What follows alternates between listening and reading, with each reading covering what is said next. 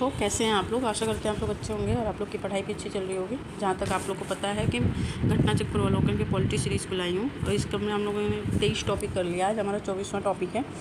तो आज का हमारा टॉपिक है संसद का है टॉपिक। इसमें कार्य संचालन एवं विधायी प्रक्रिया। आज का हमारा टॉपिक है संसद में कार्य संचालन और विधायी प्रक्रिया। तो थोड़ा शॉर्ट नोट्स देख लेते हैं, फिर इसके आगे के क्वेश्चन को देख लेते हैं। संसद संविधान के अधीन संघ की विधायी संस्था है। संसद जो है संविधान के अधीन संघ की विधायी संस्था है और संविधान में संशोधन का अधिकार संसद को प्राप्त है। और हालांकि कतिपय विशिष्ट संशोधनों के लिए कम से कम आधे राज्यों की विधानमंडलों का भी अनुसमर्थन आवश्यक होता है।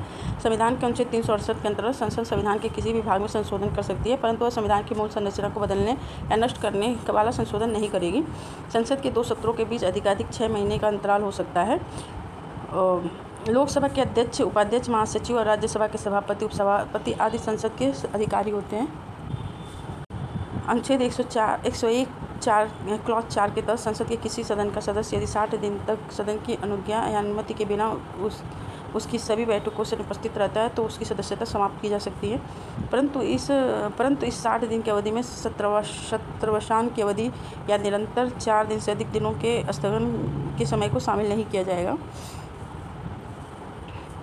भारतीय संविधान के अनुच्छेद 105 में संसद के सदस्यों को विशेषाधिकार और उन्मुक्तियों को निर्धारित किया गया है। अनुच्छेद 253 के अनुसार अंतर्राष्ट्रीय संधियों को संपूर्ण भारत या किसी भी भाग में लागू करने के लिए संसद राज्य सूची के विषय पर भी कोई भी कानून बिना किसी राज्य की सहमति से बना सकती है। अंतर्राष्ट्रीय समझौतों को प्रभावी बनाने के लिए संसद राज्य सूची के विषय पर कानून बना सकती है। सदन का अध्यक्ष किसी सदस्य को बोलने से लेकर किसी अन्य सदस्य को बोलने के सदन का अध्यक्ष जो है किसी सदस्य को बोलने से रोककर किसी अन्य सदस्य को बोलने के लिए कह सकता है। कोई सदस्य स्वयं भी बोलते हुए रुककर किसी और को बोलने का मौका दे सकता है। यह बैठ जाना एल्डिंग द फ्लोर कहलाता है। किसी भी सदस्य द्वारा बोलना समाप्त करने के लिए भी प्रयुक्त होता है या किसी भी सदस्य द्वारा बोलना समाप्त के लिए भी प्रयुक्त होता है। सदन के किसी भी सदस्य द्वारा वह जिस दल से चुनकर आता है उसका त्याग कर दूसरे दल में शामिल होना, अर्थात सदन में अपने पक्ष के लिए निर्धारित स्थान छोड़कर दूसरे पक्ष में जाकर बैठना पक्ष त्याग क्रॉसिंग द फ्लोर होगा। शून्यकाल भारत की संसदीय व्यवस्था के दिन है। लोकसभा में इसका समय प्रश्नकाल के बाद और सूचीबद्ध कार्य शुरू होने से पहले आता है। पहले सामान्यतः दोपहर 12 बजे से 1 बजे तक का होता है। वर्ष 2014 में राज्यसभा में प्रश्नकाल के समय में परिवर्तन के बाद अब वहाँ शून्यकाल का समय प्रश्नकाल से पूर्व मतलब 11 बजे से 12 बजे के बीच होता है। अनुच्छेद 109 के क्लॉज 1 के अनुसार धन विधेयक लोकसभा में पुनर्स्थापित किया जाता है। राज्यसभा में कोई विधेयक जिसमें केवल संचित नीति से व्यय का उपबंध है अनुच्छेद 110 के तहत धन विधेयक में निर्दिष्ट है। कोई विषय जिसमें उसमें सम्मिलित नहीं है तो उसे संसद के किसी भी सदन में प्रारंभ किया जा सकता है। धन से उपबंध है। अनुच्छेद 110 में निर्दिष्ट कोई विषय धन विधेयक मतलब कोई भी उसमें सम्मिलित नहीं है तो उसे संसद के किसी भी सदन में प्रारंभ किया जा सकता है। अनुच्छेद 117(3) के अधीन संसद में विचार हेतु राष्ट्रपति की सिफारिश की शर्तों के अतिरिक्त साधारण विधेयक की तरह पेश किया जाता है। लोकसभा द्वारा पारित धन विधेयक राज्यसभा द्वारा पारित मान लिया जाता है यदि उस पर राज्यसभा 14 दिन तक कोई कार्रवाई नहीं की जाती है तो लोकसभा द्वारा विचार के लिए भेजे गए धन विधेयक को राज्यसभा 14 दिन तक रोक सकती है।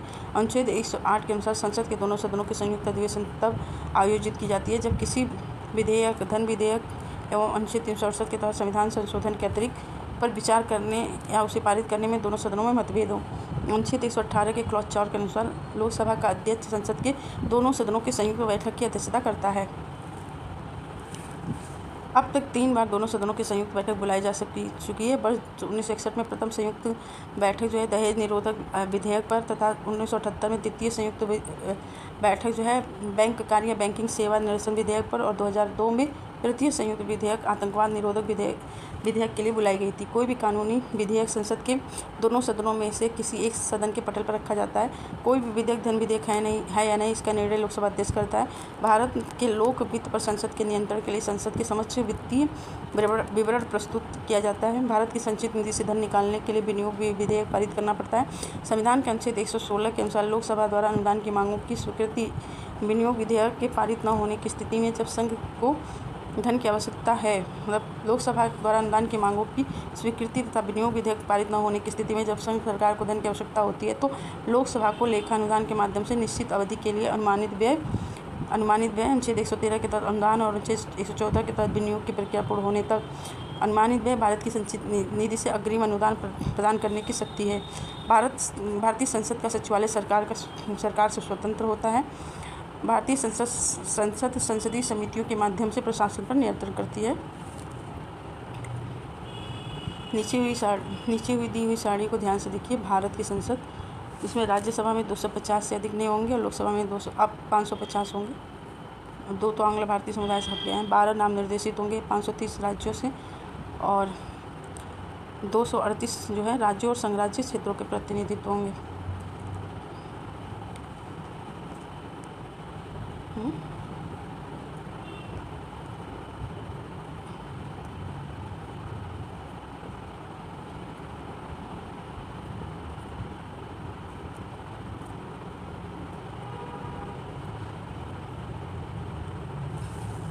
वे मंत्री जो संसद का सदस्य नहीं है जिन्हें अपना पद संभालने के लिए 6 माह के भीतर अपना निर्वाचन संसद के किसी सदन के लिए करवाना है।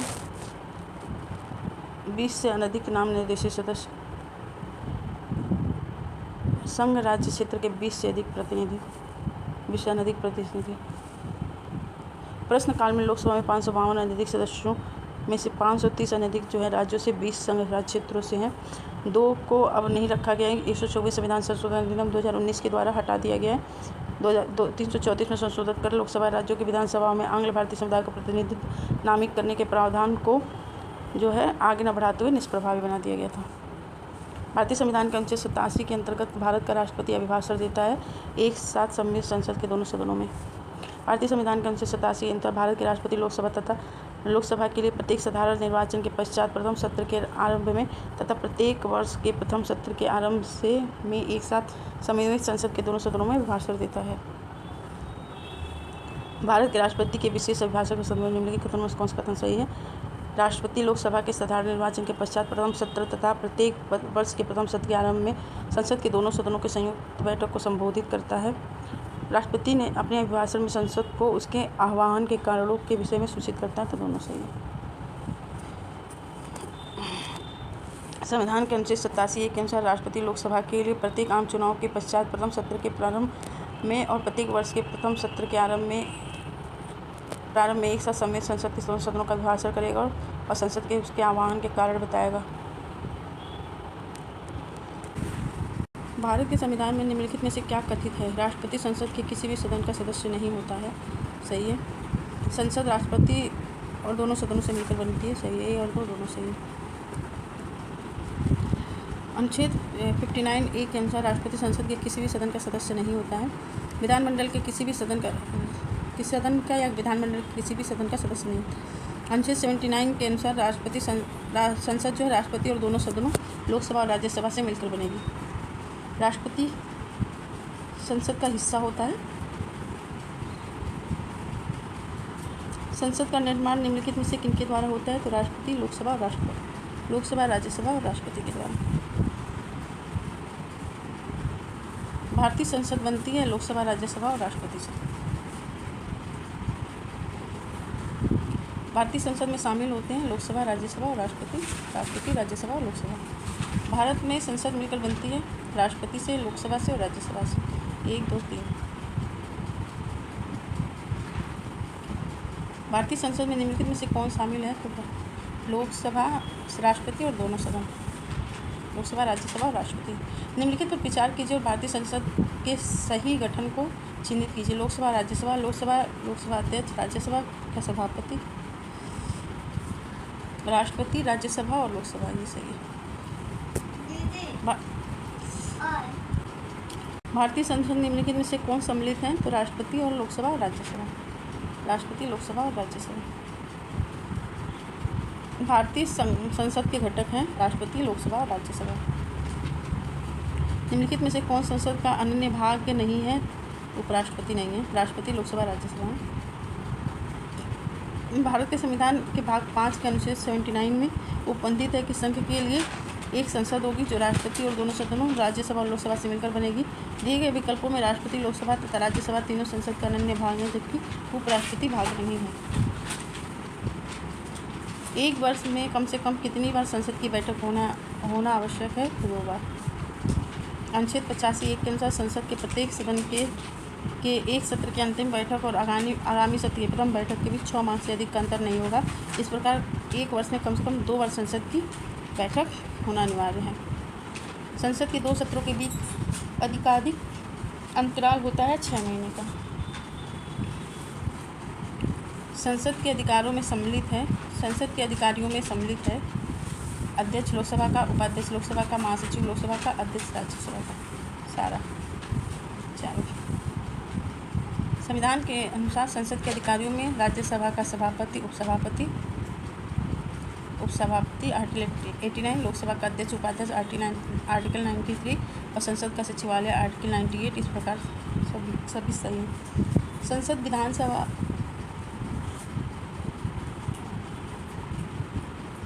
संसद या विधानसभा के किसी सदस्य की सदस्यता तब समाप्त समझी जाएगी जब वह बिना सदन को सूचित किए अनुपस्थित होता है 60 दिन। अनुच्छेद 101 के क्लॉज 4 के तहत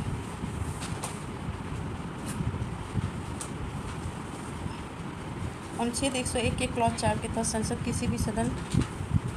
के किसी सदन और अनुच्छेद 190 के क्लॉज 4 के तहत राज्य विधानमंडल के किसी भी सदस्य की सदस्यता सदन द्वारा तब समाप्त घोषित की जा सकती है जब वह 60 दिन की अवधि तक संसद की अनुज्ञा के बिना उसके सभी अधिवेशनों बैठकों में अनुपस्थित रहता है। परंतु 60 दिन की इस अवधि की गणना में किसी ऐसी अवधि को के हिसाब में नहीं लिया जाएगा जिसके दौरान सदन जो है सत्रवासित है या निरंतर 4 से अधिक दिनों के लिए स्थगित है। एक एमपी की सीट को रिक्त घोषित किया जा सकता है यदि वह सदन के लगातार 60 दिन मतलब 2 माह तक की अवधि तक अनुपस्थित रहता है। बिना अनुमति के कितने दिन संसद में अनुपस्थित रहने पर किसी सांसद को अयोग्य घोषित किया जाता है? 60 दिन। सर्वप्रथम एक सांसद या विधायक को इस आधार पर सदस्यता से अयोग्य घोषित किया जाएगा कि वह सदन की अनुमति के बिना उसकी 60 लगातार बैठकों से अनुपस्थित रहा है। तो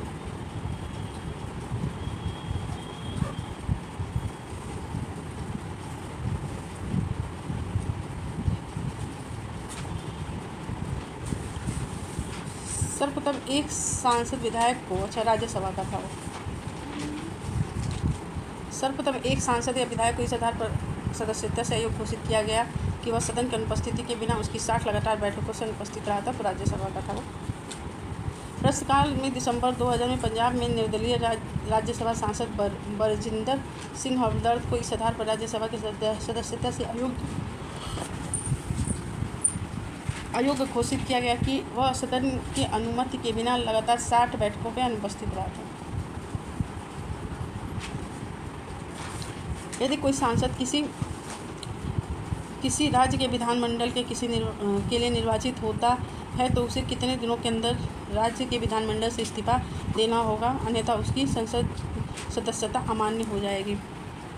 तो यदि कोई सांसद किसी राज्य के विधानमंडल के लिए निर्वाचित होता है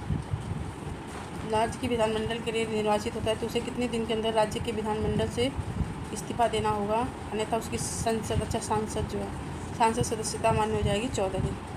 संविधान के अनुच्छेद 101 के खंड 2 और अनुच्छेद 190 के खंड 2 के तहत प्रदत्त शक्तियों का उपयोग करते हुए राष्ट्रपति द्वारा बनाए गए समसामयिक सदस्यता प्रतिषेध नियम 1950 के प्रावधानों के अनुसार यदि कोई सांसद किसी राज्य विधानमंडल के लिए निर्वाचित होता है तो उसे 14 दिन के अंदर राज्य विधानमंडल से इस्तीफा देना होगा, अन्यथा उसकी संसद सदस्यता अमान्य हो जाएगी। किसी मंत्री के विरुद्ध विशेषाधिकार प्रस्ताव उठाया जा सकता है जब वह सरकार में विश्वास खो देता है? नहीं। जब वह लंबे समय तक स्वयं को अनुपस्थित रखता है? नहीं। मंत्री के विरुद्ध किसी मामले में तथ्यों को रोकता है तथा तथ्यों को बिगड़ा हुआ वर्णन देता है? ये सही है। मंत्रिमंडल के सामूहिक उत्तरदायित्व व्यवस्था गलत है। सी इसका सही आंसर है, देख लेते हैं। हाँ, सी सही है।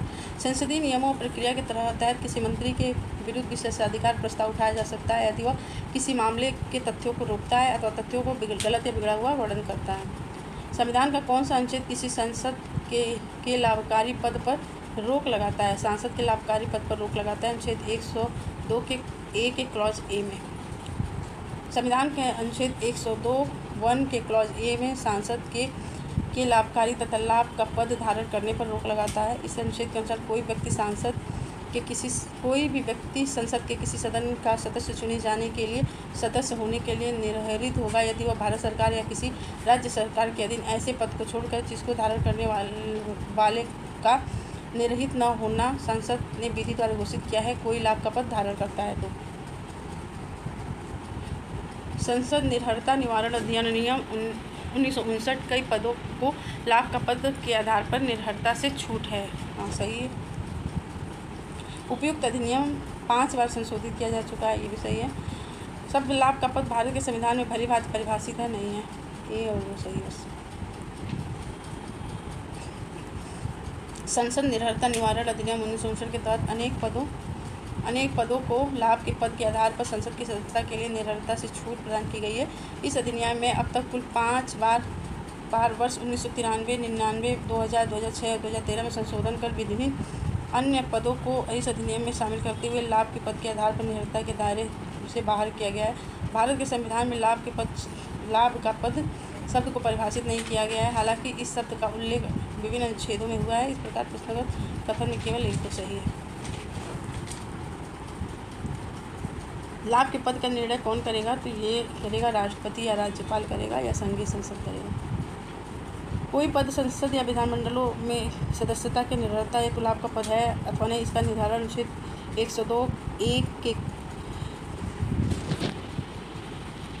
क्लॉज क के अंतर्गत केंद्र में संसद तथा अनुच्छेद 191(a) के क्लॉज क के तहत राज्यों में विधानमंडल करेंगे। कोई व्यक्ति जो संसद या विधानमंडलों के सदस्यता से लाभ के पद के आधार पर निर्भर घोषित किया जाता है, वह अपने लाभ के पद के कारण निर्भर है अथवा नहीं, इस निर्णय केंद्र में अनुच्छेद 103(a) और 2 के तहत के अनुसार निर्वाचन आयोग की सलाह पर राष्ट्रपति करेगा और राज्यों में अनुच्छेद 192(a) और 1 और 2 के अनुसार निर्वाचन आयोग की सलाह पर राज्यपाल करेगा। निम्नलिखित में से कौन सा एक प्रावधान भारतीय संविधान के अंतर्गत संसद के सदस्यों के विशेषाधिकारों तथा उन्मुक्तियों को निर्धारित करता है, तो विशेषाधिकार और उन्मुक्तियों को निर्धारित करता है अनुच्छेद 105। संविधान के अनुच्छेद 105 संसद के सदनों तथा उनके सदस्यों और समितियों की शक्तियाँ, विशेषाधिकार और उन्मुक्तियों को निर्धारित करता है। निम्नलिखित में से कौन संसद सदस्यों का सामूहिक विशेषाधिकार नहीं है, तो चर्चा की प्रक्रिया की स्वतंत्रता, संसद के अतिरिक्त विषयों के संचालन का अधिकार, साक्षी के रूप में उपस्थित होने की स्वतंत्रता नहीं है, औपचारिकता को सदन से बाहर रखने का अधिकार और परिचितों को संसदीय विशेषाधिकार संसद के दोनों सदनों की उनकी समितियों तथा सदस्यों को प्राप्त विशेषाधिकार उन्मुक्तियाँ छूट होते हैं। इन विशेषाधिकारों को 2 वर्गों में बांटा जाता है, वे जो संसद के प्रत्येक सदन द्वारा सामूहिक रूप से प्रयोग किए जाते हैं और वे जो व्यक्तिगत रूप से संसद के सदस्यों द्वारा उपयोग में होते हैं। संसद के प्रत्येक सदन द्वारा सामूहिक रूप से प्रयोग किए जाने वाले विशेषाधिकार हैं अपनी बहस और कार्यवाही के प्रकाशन को रोकने का, सदन में अपरिचितों को बाहर रखने तथा विशिष्ट विषयों पर चर्चा हेतु गुप्त बैठक करने का विशेषाधिकार, अपनी स्वयं की प्रक्रिया व आंतरिक विषयों व्यवसाय के संचालन तथा उन्हें विनियमित करने का विशेषाधिकार, सदन के सदस्य और साथ ही साथ बाहरी व्यक्तियों को भी भर्त्सना, चेतावनी या निलंबन या निश्चित अवधि हेतु कारावास से सदन के अवमानना हेतु दंडित करने का विशेषाधिकार, किसी सदन की गिरफ्तारी, निरोध, सजा, कारावास या रिहाई की तत्काल सूचना प्राप्त करने का विशेषाधिकार, संसदीय समितियों के द्वारा जांच के प्रयोजन के लिए प्रासंगिक व्यक्तियों, पत्रों, अभिलेखों को बुलाने मांगने का विशेषाधिकार, संसद की कार्रवाई की जांच करने हेतु अदालतों पर रोक लगाने का विशेषाधिकार, सदन के परिसर में किसी व्यक्ति की गिरफ्तारी और कानूनी प्रक्रिया किए जाने से पूर्व पीठासीन अधिकारी की अनुमति लिए जाने का विशेषाधिकार। संविधान के किस अनुच्छेद के अंतर्गत न्यायालयों द्वारा संसद की कार्यवाहियों की जांच करना प्रतिबंधित करता है, तो अनुच्छेद 122 के तहत। संविधान के अनुच्छेद 122 में न्यायालयों द्वारा संसद की कार्यवाहियों की जांच नहीं किए जाने का प्रावधान किया गया है।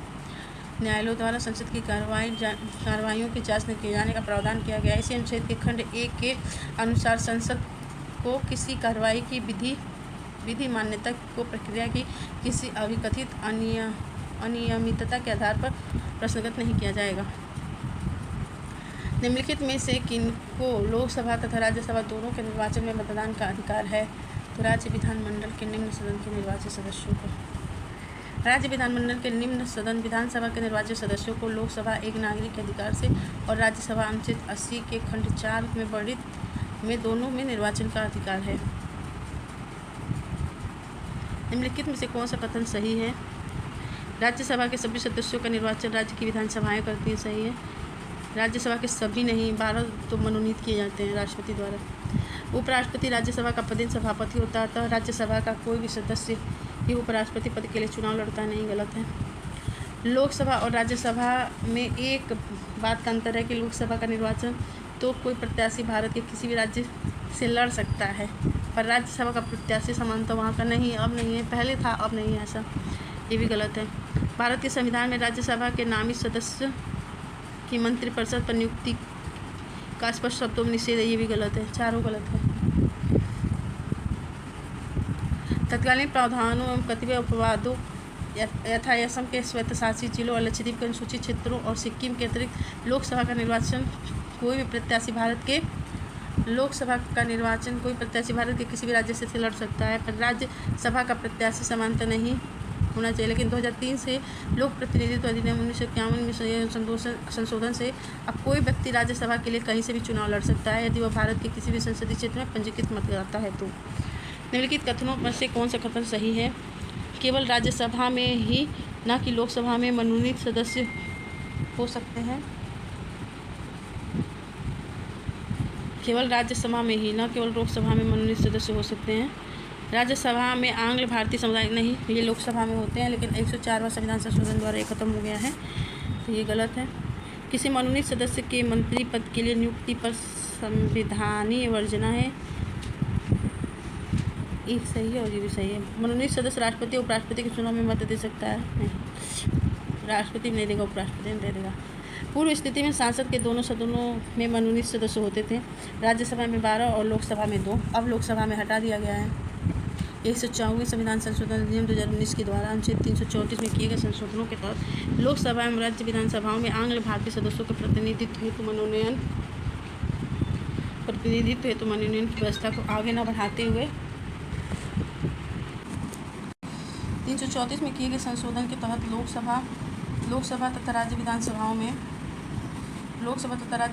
में आंग्ल भारतीय सदस्यों का प्रतिनिधित्व हेतु मनोनयन की व्यवस्था को आगे न बढ़ाते हुए निष्प्रभावी कर दिया गया। संविधान मनोनीत सदस्यों को मंत्री बनने से मना नहीं करता है। अनुच्छेद 75 के खंड 5 में उपबंधित है कि कोई भी मंत्री जो निरंतर 6 माह की किसी भी अवधि तक संसद के किसी भी सदन का सदस्य नहीं है, उस अवधि की समाप्ति पर मंत्री नहीं बन रहेगा। अर्थात किसी भी व्यक्ति को मंत्री बनाया जा सकता है, परंतु उसे 6 माह के भीतर संसद के किसी सदन का सदस्य बनना आवश्यक है। यदि वह संसद सदस्य नहीं बन पाता तो वह मंत्री नहीं रहेगा। साथ ही यह भी एक तथ्य है कि मनोनीत सदस्य राष्ट्रपति के चुनाव में मत नहीं दे सकते हैं, जबकि उपराष्ट्रपति के चुनाव में मत दे सकते हैं।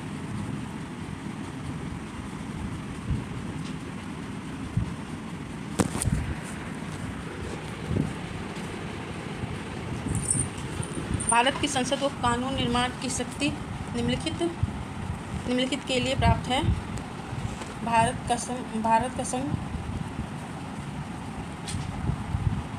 की संसद को कानून निर्माण की शक्ति निम्नलिखित के लिए प्राप्त है। भारत का संघ, भारत के प्रदेश या उप प्रदेश, डोमिनियन, भारत में कहीं भी रहने भारतीय नागरिकों एवं उनकी संपत्ति। संविधान के अनुच्छेद 245 के खंड 1 के तहत संसद भारत के संपूर्ण राज्य क्षेत्र या उसके किसी भाग के लिए विधि बना सकती है तथा इसी अनुच्छेद के खंड 2 के अनुसार संसद द्वारा बनाई गई विधि कोई भी विधि इस आधार पर अविधिमान्य नहीं समझी जाएगी कि उसका राज्य क्षेत्रातिरिक्त नहीं समझी जाएगी। इस आधार पर उसको वो बनाई गई विधि अविधिमान्य नहीं समझी जाएगी कि उसका राज्य क्षेत्रातीत प्रवर्तन होगा।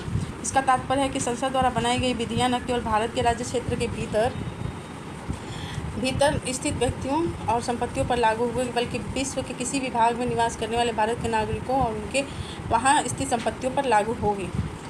A.H. वाडिया बनाम इनकम टैक्स कमिश्नर। बाद में 1948 में अपने निर्णय में भारत के तत्कालीन संघीय न्यायालय ने यह भी निश्चित किया कि प्रभुत्व संपन्न विधानमंडल द्वारा बनाई गई किसी विधि को पर्याप्त प्रादेशिक संबंध होने पर देशीय न्यायालय में इस आधार पर चुनौती नहीं दी जा सकती को भारत के राज्य क्षेत्र के बाहर भी लागू होती है।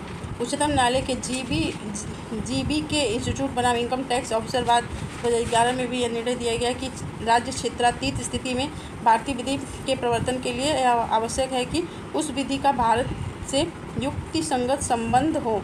अतः भारत की संसद कानून निर्माण की शक्ति भारतीय संघ, भारत के राज्य क्षेत्र जिसमें संघ और राज्य क्षेत्र शामिल हैं, अर्थात भारत के प्रदेश व उपप्रदेश तथा साथ ही भारत में पर्याप्त संबंध रखने वाले भारत से पर्याप्त संबंध वाले मामलों में विश्व में कहीं भी रहने वाले भारतीय नागरिकों और उनकी संपत्ति पर भी लागू होगी। संसद राज्य सूची के विषय के संबंध में कानून बना सकती है यदि जो है राज्यसभा इस ऐसे संकल्प पारित कर दे तो। संविधान के अनुच्छेद 249 के तहत यदि राज्यसभा में उपस्थित और मत देने वाले 2/3 सदस्यों के बहुमत से ऐसा संकल्प पारित कर दें तो कि राष्ट्रहित में राज्य सूची के किसी भी विषय पर अनुच्छेद 246 क के अधीन उपबंधित माल व सेवा कर पर संसद द्वारा कानून बनाना आवश्यक है तो संसद उस विषय पर कानून बना सकती है।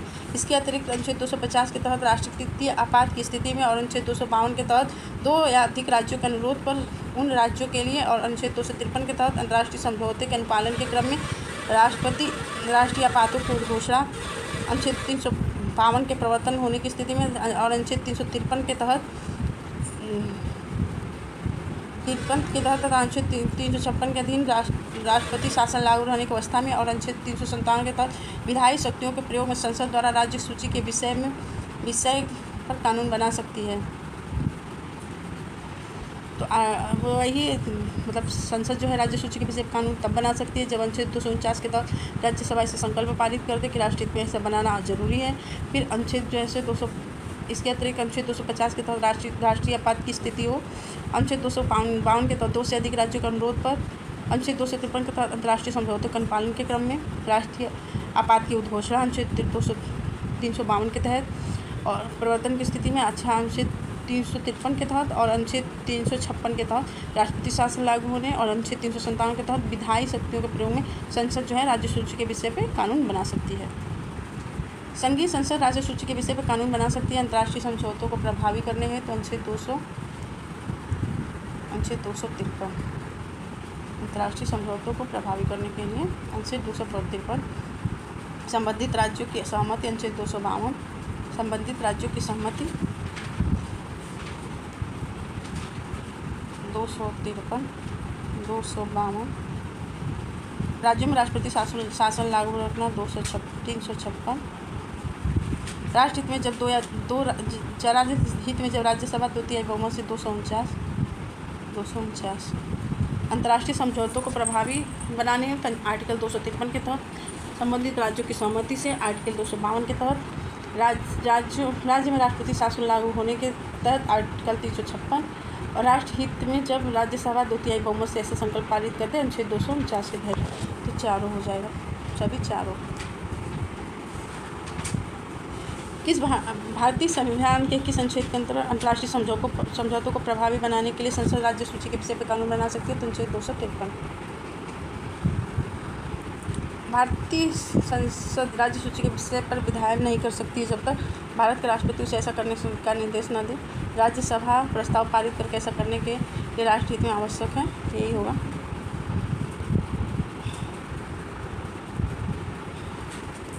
ये होगा विधानसभा का अध्यक्ष यह प्रमाणित न कर दे, गलत होगा। राष्ट्रीय आपात लागू होने अंतर्राष्ट्रीय संधियों को भारत के किसी भाग या संपूर्ण भाग में लागू करने के लिए संसद कोई भी कानून बना सकती है बिना किसी राज्य की सहमति से। अनुच्छेद 253 के तहत अंतर्राष्ट्रीय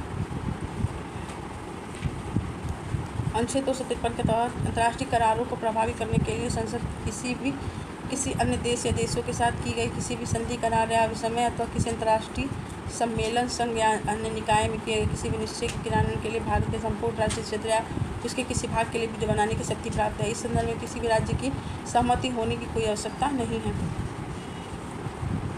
संविधान की विषय सूची में दिए गए विषयों के अतिरिक्त विषयों पर कानून बना सकता है संसद। भारतीय संविधान के अनुच्छेद 248 में अवशिष्ट विधायी शक्तियों के बारे में प्रावधान करता है। इसके अनुसार संसद को किसी ऐसे विषय के संबंध में जो समर्थित सूची में या राज्य सूची में प्रकटित या उल्लिखित नहीं है, विधि बनाने की शक्ति संसद को है। किस अनुच्छेद के अंतर्गत अध्यक्ष सदन के किसी भी सदस्य को उसकी मातृभाषा में बोलने की इजाज़त दे सकता है? तो अनुच्छेद 120(1)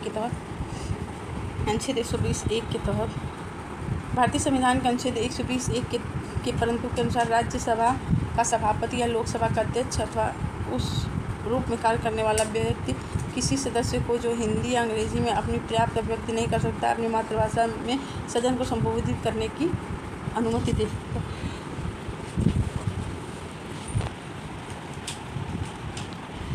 अध्यक्ष सदन के किसी भी सदस्य को बोलने से रोक सकता है और अन्य किसी को बोलने दे सकता है। यह घटना कहलाती है एल्डिंग द फ्लोर।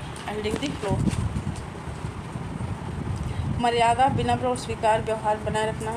पक्ष त्याग, सदन के किसी सदस्य द्वारा वह जिस दल से चुनकर आया है उसका त्याग कर दूसरे दल में शामिल होना, अर्थात सदन में अपने पक्ष के लिए निर्धारित स्थान छोड़कर दूसरे पक्ष के में जाकर बैठना पक्ष त्याग कहलाता है। अंतर्प्रदन, किसी सरकारी अधिकारी से किसी नीति या कार्य के विवरण की मांग है तो संसदीय प्रक्रिया अंतर्प्रदन कहलाती है। और बैठ जाना, अध्यक्ष किसी भी सदस्य को बोलने से रोककर अन्य को बोलने के लिए कह सकता है या कोई सदस्य स्वयं भी बोलते हुए रुककर किसी और को बोलने का मौका दे सकता है।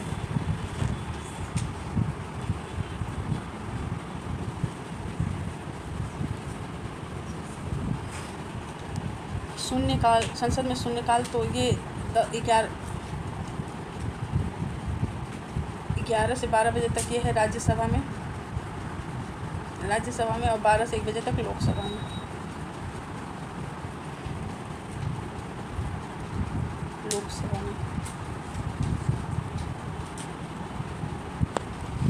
शून्यकाल किसी, इसका ये सी और डी दोनों सही है। शून्यकाल विशिष्ट भारतीय संसदीय व्यवहार है। लोकसभा में प्रश्नकाल के बाद का, लोकसभा में जो होता है पहले प्रश्नकाल होगा, उसके बाद शून्यकाल कहा जाता है, जिसकी अवधि सामान्यतः 1 घंटे की होती है, जिसे 0 आवर्स भी कहा जाता है। या लोकसभा में प्रश्नकाल के बाद सूचीबद्ध कार्य शुरू करने से पहले सामान्यतः 12 बजे से 1 बजे तक का समय शून्यकाल होता है।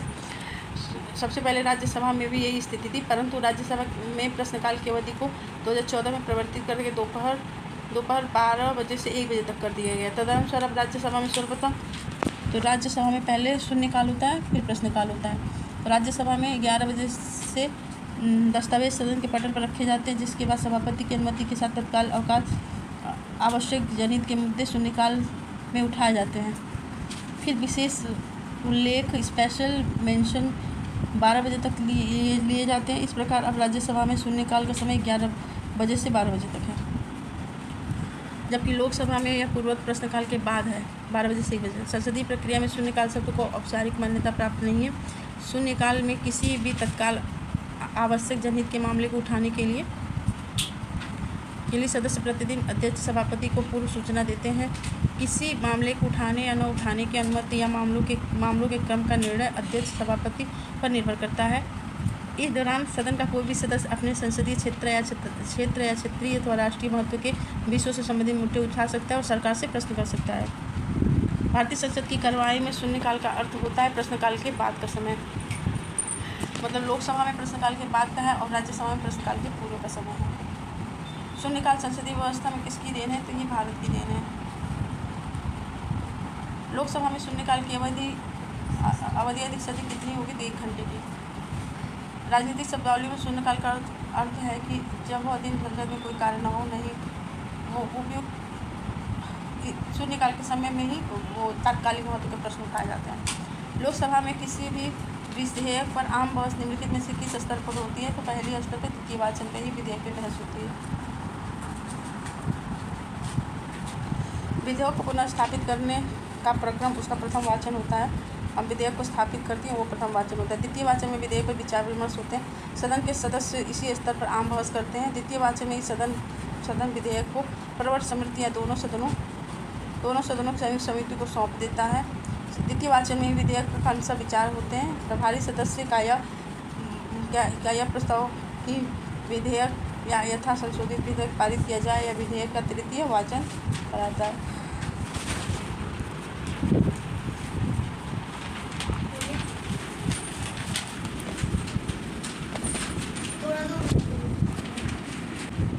जब संसद के दोनों सदनों के संयुक्त बैठक में कोई विधेयक निर्दिष्ट रेफर किया जाता है तो इसे किसके द्वारा पारित किया जाना होता है? उपस्थित और मत देने वाले सदस्यों के साधारण बहुमत द्वारा। उपस्थित और मत देने वाले सदस्यों के साधारण बहुमत से। यदि दोनों सदनों की संयुक्त बैठक अनुच्छेद 108 में कोई विधेयक संशोधन सहित दोनों सदनों में उपस्थित और मत देने वाले सदस्यों की कुल संख्या के साधारण बहुमत से पारित हो जाता है तो इसे दोनों सदनों द्वारा पारित समझा जाता है।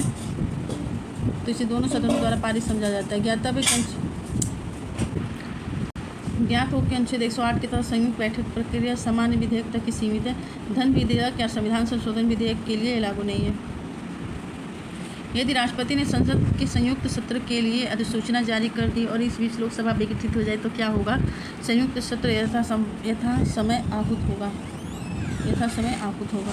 संविधान के अनुच्छेद 108 में वर्णित 108 के क्लॉज 5 में वर्णित है कि यदि राष्ट्रपति ने सदन की संयुक्त बैठक आहूत करने के अपने आशय की सूचना दे दी है और उसके पश्चात लोकसभा का विघटन हो जाता है तो संयुक्त बैठक हो सकेगी और विधेयक व्यक्तिगत नहीं होगा, इसे पारित किया जाएगा।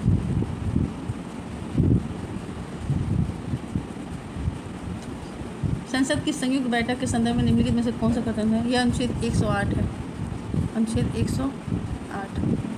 अनुच्छेद 108 में कुछ दशाओं में संसद के दोनों सदनों की संयुक्त बैठक का प्रावधान करता है। दोनों सदनों की संयुक्त बैठक की अध्यक्षता स्पीकर करता है। ये सही है, केवल 2 सही है।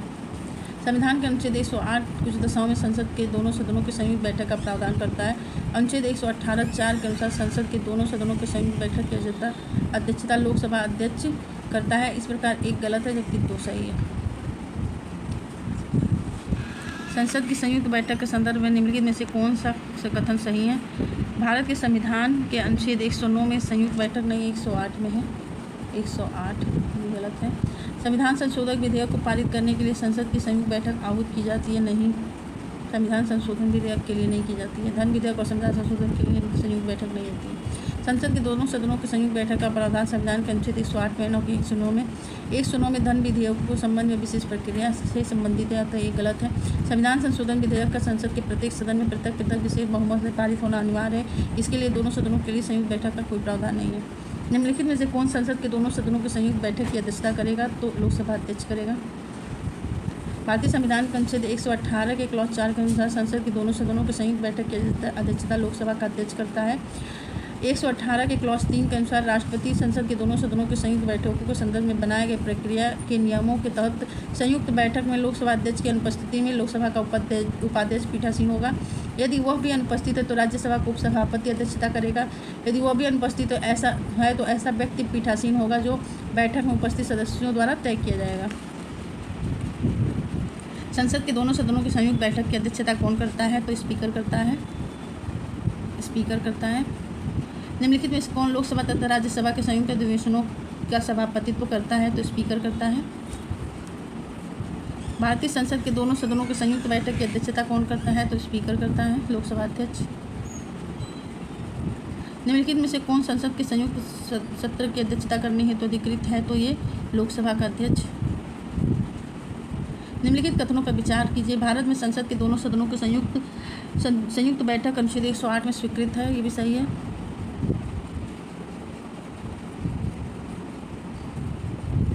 इस बार में सही है। लोकसभा तथा राज्यसभा की प्रथम संयुक्त बैठक 1961 में हुई थी, ये भी सही है। भारतीय संसद के दोनों सदनों की दूसरी संयुक्त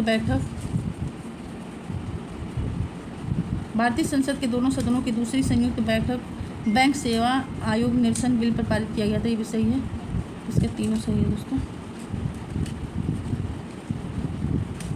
भारत में संसद के दोनों सदनों की संयुक्त बैठक का प्रावधान अनुच्छेद 108 में वर्णित है। संविधान के अनुच्छेद 108 के अनुसार दोनों सदनों के संयुक्त अधिवेशन तब आयोजित होगा जब किसी भी किसी किसी साधारण विधि निर्माण विधेयक पर विचार करने और उसे पारित करने में दोनों सदनों में मतभेद हो। लोकसभा एवं राज्यसभा की प्रथम संयुक्त बैठक दहेज निवारक अधिनियम 1959 पर 6 और 9 मई 1961 को आयोजित की गई थी। द्वितीय संयुक्त बैठक बैंकिंग सेवा निरसन विधेयक 1977 में पारित करने के लिए और 16 मई 1978 को आयोजित की गई थी। तृतीय संयुक्त बैठक 26 मार्च 2000 को आतंकवाद निरोध विधेयक 2002 के संदर्भ में आयोजित की गई थी। संविधान में निम्नलिखित अनुच्छेद के अंतर्गत संसद के दोनों सदनों के संयुक्त अधिवेशन का अनुच्छेद 108 के तहत है। संसद के दोनों सदनों का संयुक्त अधिवेशन आयोजित करता है भारत के राष्ट्रपति के नहीं अधिवेशन होता है भारत के राष्ट्रपति के निर्वाचन के लिए नहीं, भारत के उपराष्ट्रपति के निर्वाचन के लिए नहीं, संविधान में संशोधन के लिए नहीं, ऐसे विधेयक पर विचार करने के लिए, उसे पारित करने के लिए जब दोनों सदनों में मतभेद हो। 4 भारतीय संसद के दोनों सदनों का प्रथम संयुक्त बैठक हुआ था दहेज उन्मूलन अधिनियम के संबंध में, दहेज उन्मूलन विधेयक के संबंध में 1961 में।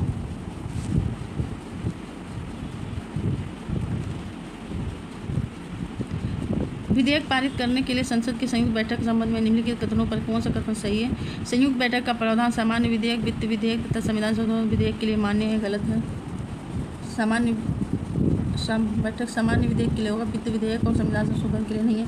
किसी भी स्थिति में राज्यसभा का उपसभापति संयुक्त सभा की अध्यक्षता नहीं करेगा, ये भी गलत है। अच्छा, राज्यसभा का उपसभापति निम्नलिखित में संयुक्त सभा में दोनों सदनों के कुल सदस्यों का 1/6 गणपूर्ति होगा, इनमें से कोई भी सही नहीं है। संविधान के अनुच्छेद 108 के तहत संसद की संयुक्त बैठक का प्रावधान सामान्य विधेयकों के संदर्भ में लागू होता है, वित्त और संविधान संशोधन विधेयकों के लिए नहीं। अनुच्छेद 118(4) के अनुसार लोकसभा का अध्यक्ष लोकसभा और राज्यसभा की संयुक्त बैठक की अध्यक्षता करता है। अनुच्छेद 118(3) के तहत राष्ट्रपति द्वारा दोनों सदनों की संयुक्त बैठकों के संदर्भ में बनाए गए प्रक्रिया के नियमों के तहत लोकसभा का अध्यक्ष संयुक्त बैठक में अध्यक्ष की अनुपस्थिति में अध्यक्षता करता है। यदि वह अनुपस्थित रहता है तो राज्यसभा का उपसभापति उसकी अध्यक्षता करता है। संसद के दोनों सदनों की संयुक्त बैठक की गणपूर्ति दोनों सदनों के सदस्यों की कुल संख्या का 10वां भाग होना चाहिए। लोकसभा और राज्यसभा के बीच गतिरोध की किन स्थितियों में संसद की संयुक्त बैठक बुलाई जाएगी? साधारण विधि निर्माण को पारित करने के लिए, ये सही है। धन विधेयक के लिए नहीं, संविधान संशोधन के लिए नहीं, केवल एक सही है। निम्नलिखित में से किस पर गतिरोध दूर करने के लिए लोकसभा राज्यसभा की संयुक्त बैठक बुलाई जाएगी? तो सामान्य विधेयक के लिए।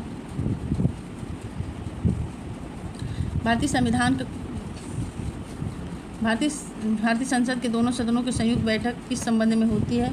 तो साधारण विधेयक के संबंध में। कोई कानूनी विधेयक संसद के किसी पटल पर रखा जा सकता है?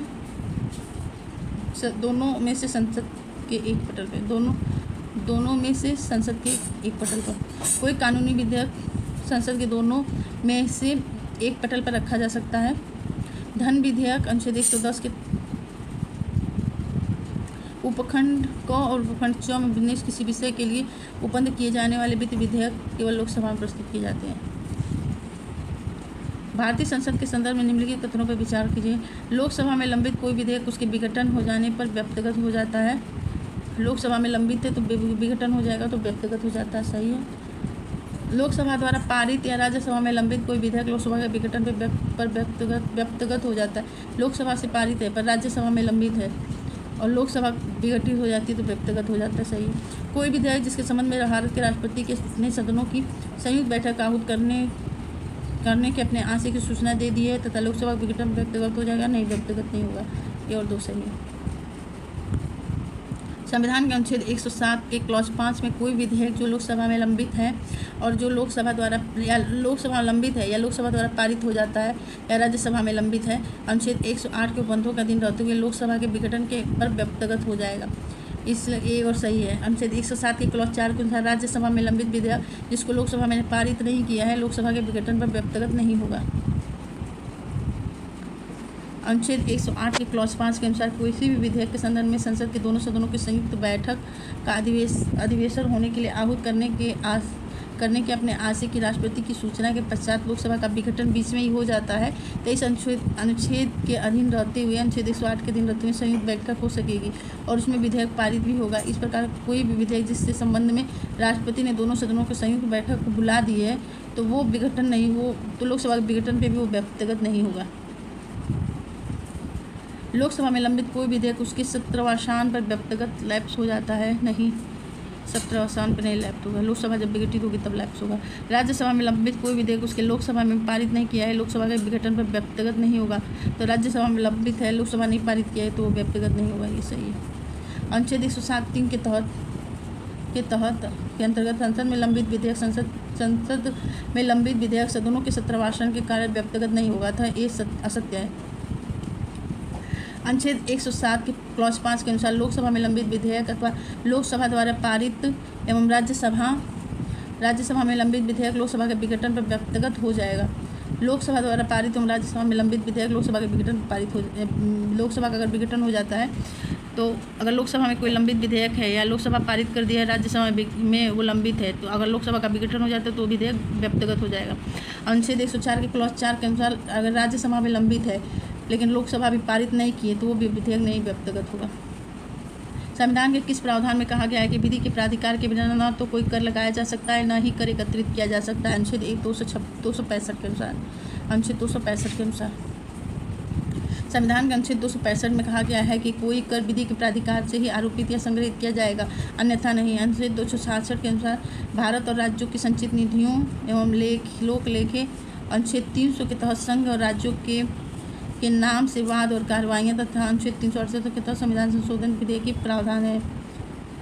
भारत की संचित निधि से धन निर्गत पर किसका नियंत्रण है? तो संसद का होगा, संसद का है, इसमें भारतीय संविधान के अनुच्छेद 266 के अनुसार भारत की संचित निधि से भारत सरकार को प्राप्त सभी राजस्व भारत की संचित निधि भारत सरकार को प्राप्त सभी राजस्व उस सरकार की राजहुंडियाँ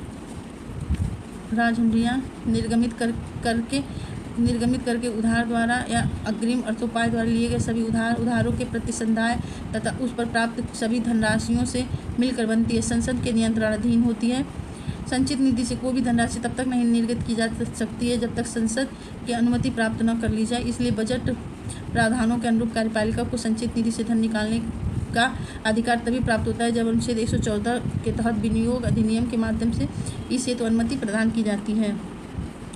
करों और सरकारी कामकाजों के निर्वाह में हुई अन्य प्राप्तियों से संघीय सरकार को प्राप्त हुआ समूचा राजस्व जमा होता है भारत की संचित निधि में।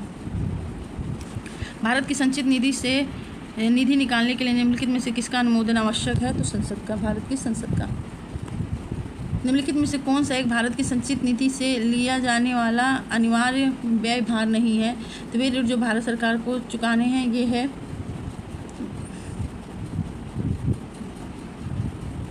एक है भारत के निर्वाचन आयोग के सदस्यों का वेतन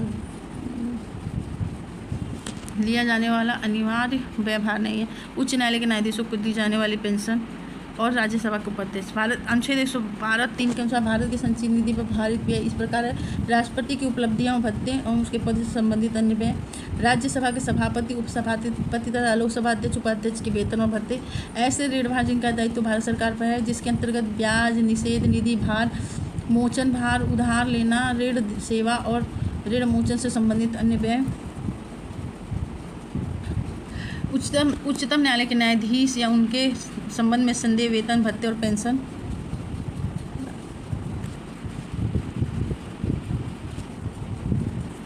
फेडरल न्यायालय के न्यायाधीशों या उनके संबंध में संदेह, पेंशन।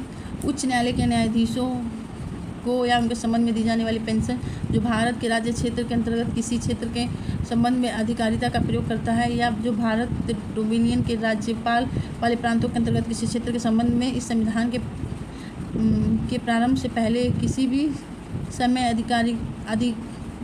अधिकारिता का प्रयोग करता है। भारत के नियंत्रक महालेखा परीक्षक को उनके संबंध में संदेह, वेतन और भत्ते और पेंशन, किसी न्यायालय या मध्यस्थ अधिकरण के निर्णय, डिग्री, पंचायत या तुष्टि हेतु अपेक्षित धनराशियाँ, कोई अन्य व्यय जो संविधान द्वारा संसद की विधि द्वारा इस प्रकार भारित घोषित किया गया है। अनुच्छेद 322 के तहत संघ लोक सेवा आयोग के अध्यक्ष और सदस्यों के संदेह वेतन, भत्ते और पेंशन।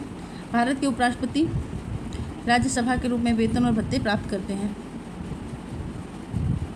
निम्नलिखित में से कौन सा व्यय भारत की संचित निधि भारित नहीं है? तो राष्ट्रपति के वेतन भत्ते हैं। भारत के उपराष्ट्रपति नहीं, राज्यसभा के सदस्य हैं। भारत के उच्चतम न्यायालय के न्यायाधीशों के वेतन भत्ते, लोकसभा अध्यक्ष के वेतन भत्ते। निम्नलिखित में से कौन सा व्यय भारत की संचित निधि में भारित है नहीं है? तो कैग का नहीं है, नहीं भारित नहीं है, तो ये प्रधानमंत्री के वेतन भत्ते नहीं है। भारत के मुख्य न्यायाधीश का है, नियंत्रक महालेखा परीक्षक, संघ लोक सेवा आयोग के अध्यक्ष का है।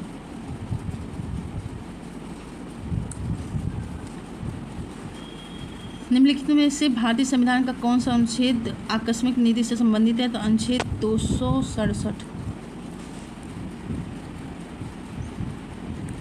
भारतीय संविधान के अनुच्छेद 267 के क्लॉज 1 के अनुसार आकस्मिक निधि की स्थापना का प्रावधान है। यह राष्ट्रपति के नियंत्रणाधीन होती है। इसका गठन किसी अत्यावश्यक आकस्मिक प्रकृति के व्यय हेतु किया गया है। ऐसे आकस्मिक व्यय हेतु अनुच्छेद 115 और अनुच्छेद 116 के अधीन अनुदानों के रूप में संसदीय विधि द्वारा प्राधिकृत किया जाना लंबित रहने तक इस निधि से ऐसे व्यय की पूर्ति के लिए अग्रिम धन देने हेतु यह निधि राष्ट्रपति के व्यवनाधीन है। आकस्मिकता निधि को राष्ट्रपति कैसे व्यय कर सकता है? तो संसदीय स्वीकृति से पूर्व कर सकता है। संघ की सरकार यूनियन गवर्नमेंट के संदर्भ में निम्नलिखित कथनों पर विचार कीजिए। राजस्व विभाग। संघ की सरकार यूनियन गवर्नमेंट के संदर्भ में निम्नलिखित कथनों पर विचार कीजिए। राजस्व विभाग संसद के में प्रस्तुत किए जाने वाले केंद्रीय बजट को तैयार करने के लिए उत्तरदायी होता है। नहीं। भारत की संसद के प्राधिकरण के बिना कोई भी धन भारत की संचित निधि से नहीं निकाला जा सकता, ये सही है। विनियोग विधेयक लाया जाता है उसके लिए। लोक लेखा से किए जाने वाले सभी संवितरणों के लिए भारत की संसद के प्राधिकरण की आवश्यकता होती है, तो ये नहीं है, दो सही है केवल। बजट तैयार करने की प्रमुख जिम्मेदारी जो है वित्त मंत्रालय के आर्थिक कार्य विभाग की होती है, न कि राजस्व विभाग की।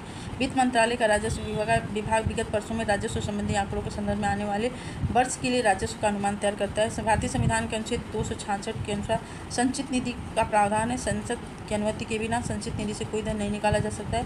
अनुच्छेद 266(2) के अनुसार लोक लेखा का प्रावधान किया गया है। इसमें संचित निधि में जमा के अतिरिक्त अन्य लोक धनराशियाँ जमा की जाती हैं। इसमें लोक भविष्य निधि, न्यायिक जमा आदि धन शामिल किए जाते हैं। लोक लेखा से धनराशि निकालने के लिए संसद की अनुमति आवश्यक नहीं होती। इस निधि का नियंत्रण कार्यपालिका के पास होता है। निम्नलिखित में से कौन एक संघीय बजट की तैयारी और उसे संसद में पेश करने के लिए उत्तरदायी है? तो आर्थिक कार्य विभाग जो होता है, संघीय वित्त मंत्रालय का आर्थिक कार्य विभाग जो है संघीय बजट की तैयारी और उसे संसद में पेश करने का उत्तरदायी होता है। केंद्रीय बजट के संदर्भ में निम्नलिखित कथनों पर विचार कीजिए। प्रधानमंत्री की ओर से केंद्रीय वित्त मंत्री संसद के दोनों सदनों के समक्ष वार्षिक वित्तीय विवरण प्रस्तुत कराते हैं। प्रधानमंत्री की ओर से नहीं। केंद्रीय यूनियन स्तर पर भारत के राष्ट्रपति की अनुशंसा के बिना अनुदानों की मांग नहीं की जा सकती है, तो क्या केवल दो सही है। भारतीय संविधान के अनुच्छेद 112 के अनुसार राष्ट्रपति प्रत्येक वित्तीय वर्ष के संबंध में संसद के दोनों सदनों के समक्ष भारत के उस वर्ष के प्राकृतिक प्राप्तियों और व्यय के विवरण रखवाएगा, जिसे वार्षिक वित्तीय विवरण कहा जाता है। यह वार्षिक वित्तीय विवरण भारत के केंद्रीय वित्त मंत्री द्वारा राष्ट्रपति की ओर से संसद में के दोनों सदनों में रखे जाते हैं, प्रधानमंत्री की तरफ से नहीं। अनुच्छेद 113 के 3 के अनुसार किसी भी अनुदान की मांग राष्ट्रपति की सिफारिश पर ही की जाएगी, अन्यथा नहीं। अतः केंद्रीय यूनियन स्तर पर भारत के राष्ट्रपति की अनुशंसा के बिना अनुदान की मांग नहीं की जाएगी।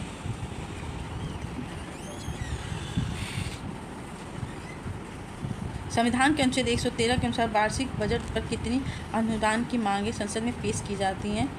तो संविधान के अनुच्छेद 113 के अनुसार भारत की संचित निधि पर भारित व्ययों के अतिरिक्त होने वाले व्यय की मांग को लेकर लोकसभा की स्वीकृति के लिए प्रस्तुत किया जाता है। इसे अनुदान की मांग कहा जाता है। समानतः प्रत्येक मंत्रालय या विभाग के संदर्भ में एक अनुदान की मांग प्रस्तुत की जाती है। हालांकि व्यय की प्रकृति के अनुरूप एक मंत्रालय या विभाग के लिए एक से अधिक मांगें प्रस्तुत की जा सकती हैं और गैर विधायिका वाले संघ संघ राज्य क्षेत्रों में से प्रत्येक के लिए पृथक मांग प्रस्तुत की जा सकती है। अतः वार्षिक बजट में अनुदान की मांग की कुल संख्या निर्धारित नहीं है। उदाहरण के लिए वार्षिक बजट 2022-23 में कुल 102 अनुदान की मांग प्रस्तुत की गई थी, जबकि वार्षिक बजट 2020-21 में 101। संविधान के किस अनुच्छेद के अंतर्गत धन विधेयक परिभाषित किया गया है? तो अनुच्छेद 110 के तहत। अनुच्छेद 109 के तहत धन विधेयक के संबंध में विशेष प्रक्रिया, 110 की धन विधेयक की परिभाषा, 111 विधेयकों पर अनुमति, 112 वार्षिक वित्तीय विवरण। धन विधेयक भारतीय संविधान के किस अनुच्छेद में परिभाषित है? तो 110 के तहत। धन विधेयक को वित्त विधेयक माना जाता है अनुच्छेद 110 के अनुसार यदि इसमें संबंधित प्रावधान शामिल है। भारत सरकार के उधार लेने का नियमन, भारत की समेकित निधि की निगरानी, किसी राज्य के खाते लेखा का परीक्षक, उपरोक्त सभी। अनुच्छेद 110 के तहत उस विधेयक को धन विधेयक माना जाएगा जिसमें निम्न में से कोई या सभी उपबंध सम्मिलित हों। किसी कर का अधिरोपण, उत्साहन और परिवर्तन या विनिमय, भारत सरकार द्वारा धन उधार लेने या कोई प्रत्याभूति देने का विनियमन, या भारत सरकार द्वारा अपने ऊपर ली गई या ली जाने वाली किन्हीं वित्तीय बाध्यताओं से संबंधित विधि का संशोधन, भारत की संचित निधि या आकस्मिक निधि की अभिरक्षा, ऐसे किसी निधि में धन जमा करने या उसमें धन निकालना, भारत की संचित निधि से धन का विनियोग, किसी व्यय को जो भारत की संचित निधि में भारित व्यय घोषित करना या ऐसे किसी व्यय की रकम को बढ़ाना, भारत की संचित निधि या भारत की लोक लेखा से धन प्राप्त करना अथवा ऐसे धन की अभिरक्षा या उसका निर्गमन या संघ राज्य क्षेत्र की लेखाओं की संपरीक्षा करना, उपखंड क और उपखंड च में निर्दिष्ट किसी विषय के अनुसांगिक कोई विषय। प्रश्नावली, हिंदी प्रश्नावली के अनुसार वित्त विधेयक दिया है, जबकि अंग्रेजी में मनी बिल दिया गया है, जिसका अर्थ धन विधेयक होता है। अतः अंग्रेजी वर्जन पर ध्यान की व्याख्या की गई है। भारतीय संविधान के अनुच्छेद 110 के अनुसार धन विधेयक की परिभाषा में क्या सम्मिलित हैं? तो सभी सम्मिलित हैं। टैक्स लगाना समाप्त करना, उसके विनिमय और प्रत्यावर्तन, धन की उधारी या विनिमय करना, भारत की संचित निधि में धन के विनियोग करना, संचित निधि के धन को विनियोग करना, भारत की संचित निधि से खर्च के विवरण देना सभी। अनुच्छेद 110 के उपबंधों में टैक्स लगाना समाप्त करना, उसके विनिमय, परिवर्तन, धन की उधारी, विनियमन करना, भारत की संचित निधि के लिए धन का विनियोग करना, किसी व्यय को भारत की संचित निधि में भारित घोषित करना, इन सभी को धन विधेयक की परिभाषा में शामिल किया गया है। निम्नलिखित में से कौन सा विषय धन विधेयक के उपबंध में सम्मिलित नहीं किया गया है? तो धन विधेयक में जुर्माने और अर्थदंड से संबंधित उपबंध नहीं सम्मिलित किया गया है। अनुच्छेद 110 में धन विधेयक की परिभाषा के तहत जो है कर से संबंधित उपबंध, उधार से संबंधित उपबंध, संचित निधि और आकस्मिक निधि की अभिरक्षा व संबंधित उपबंध तो शामिल है, परंतु जुर्माने या अर्थदंड से संबंधित उपबंध इसमें सम्मिलित नहीं है। वस्तुतः अनुच्छेद 110 के खंड 2 के अनुसार कोई विधेयक केवल इस कारण धन विधेयक नहीं समझा जाएगा कि वह जुर्मानों और अर्थदंडों का अधिरोपण कर रहा है। निम्नलिखित में से क्या सही नहीं है, सही क्या नहीं है? प्रत्येक धन विधेयक एक वित्त विधेयक हो सकता है, प्रत्येक वित्त विधेयक एक धन विधेयक नहीं हो सकता है। वित्त विधेयक केवल लोकसभा में प्रस्तुत किए जा सकते हैं। वित्त विधेयक पर राष्ट्रपति के पूर्व हस्ताक्षर होते हैं। वित्त विधेयक, राज्यसभा वित्त विधेयक को 14 दिन तक रोक सकती है, 14 दिन तक रोक सकती है, और राष्ट्रपति वित्त विधेयक पर हस्ताक्षर करने से इनकार नहीं कर सकते हैं। राज्यसभा वित्त विधेयक को संशोधित कर सकती है। कौन सा क्या सही नहीं है?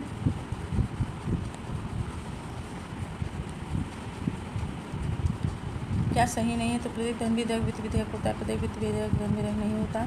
वित्त विधेयक केवल लोकसभा में प्रस्तावित किए जा सकते हैं, सही है, भी सही है। वित्त विधेयक पर राष्ट्रपति के पूर्व हस्ताक्षर होते हैं, ये भी सही है। राज्यसभा जो है वित्त विधेयक को 14 दिन तक रोक सकती है, रोकने का कोई अधिकार नहीं है। राष्ट्रपति वित्त विधेयक पर हस्ताक्षर करने से इनकार नहीं कर सकते हैं। राज्यसभा वित्त विधेयक को संशोधित कर सकती है, राज्यसभा वित्त विधेयक को संशोधित कर सकती है, राज्यसभा वित्त विधेयक को संशोधित कर सकती है, गलत है, ये गलत है। गतिरोध की स्थिति में वित्त विधेयक को संयुक्त अधिवेशन बुलाया जाता है, ये भी गलत है।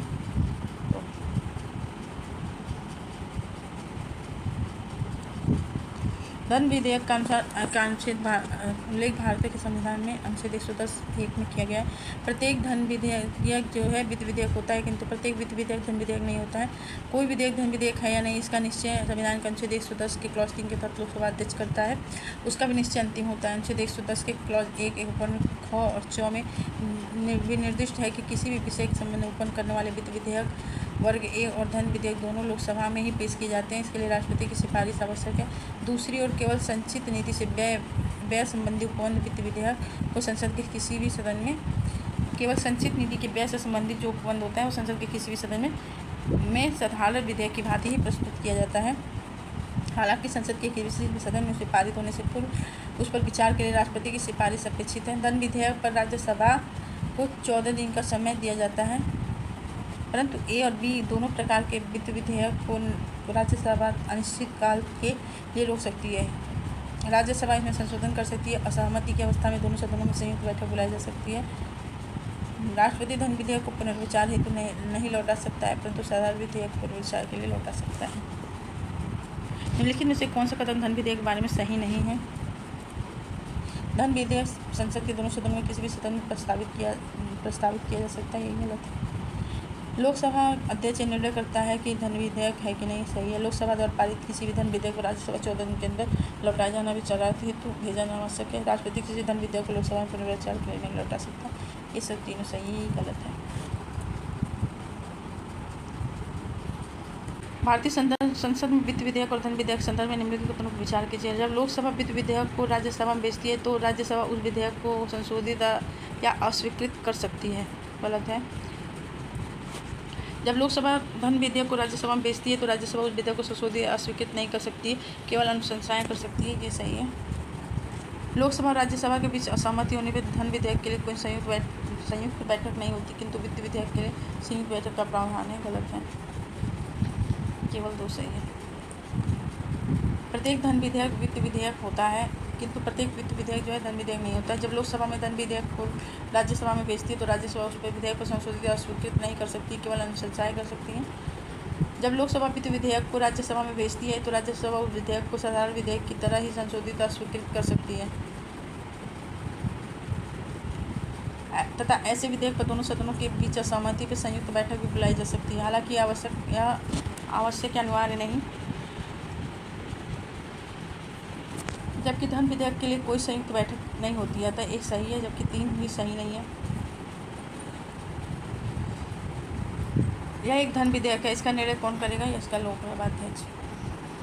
कोई विधेयक धन विधेयक है या नहीं, इसका निश्चय संविधान के अनुच्छेद 110 के क्लॉज 3 के अनुसार लोकसभा अध्यक्ष द्वारा किया जाएगा तथा उसका निश्चय अंतिम होगा। अनुच्छेद 110 के क्लॉज 4 के अनुसार जब धन विधेयक राज्यसभा में पारित किया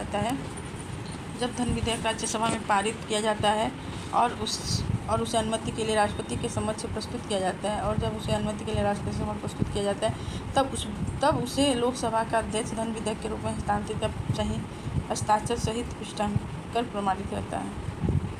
धन विधेयक कौन प्रमाणित करता है? तो स्पीकर करता है। कोई विधेयक धन विधेयक है नहीं, इसका निर्णय कौन करता है? तो लोकसभा का अध्यक्ष। वित्त विधेयक को प्रस्तुत करने के विषय में निम्नलिखित में से कौन सा कथन सही नहीं है? वित्त विधेयक को राज्यसभा में प्रस्तुत किया जाता है, गलत है। यह संसद के किसी भी सदन में गलत है। यह लोकसभा में प्रस्तुत नहीं किया, गलत है। लोकसभा में प्रस्तुत किया जाता है, ये सही है।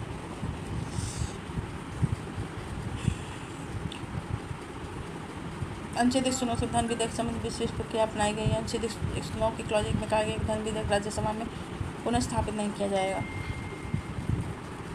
भारत सरकार द्वारा धन विधेयक सदन में पेश किया जाता है लोकसभा में। संसद में धन विधेयक के संबंध में निम्नलिखित में से कौन से कथन सही हैं? अनुच्छेद 109 में धन विधेयक के संबंध में विशेष प्रक्रिया का उल्लेख 108 में है। धन विधेयक राज्यसभा में पुनर्स्थापित नहीं किया जाएगा, ये सही है।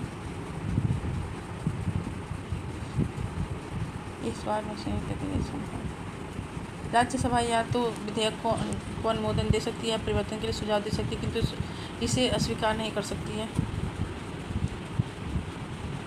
राज्यसभा द्वारा धन विधेयक में सुझाए गए संशोधन को लोकसभा स्वीकार करना होगा, ये गलत है, ये सही है। अनुच्छेद 1 में धन विधेयक का प्रक्रिया का प्रावधान, ये भी सही है।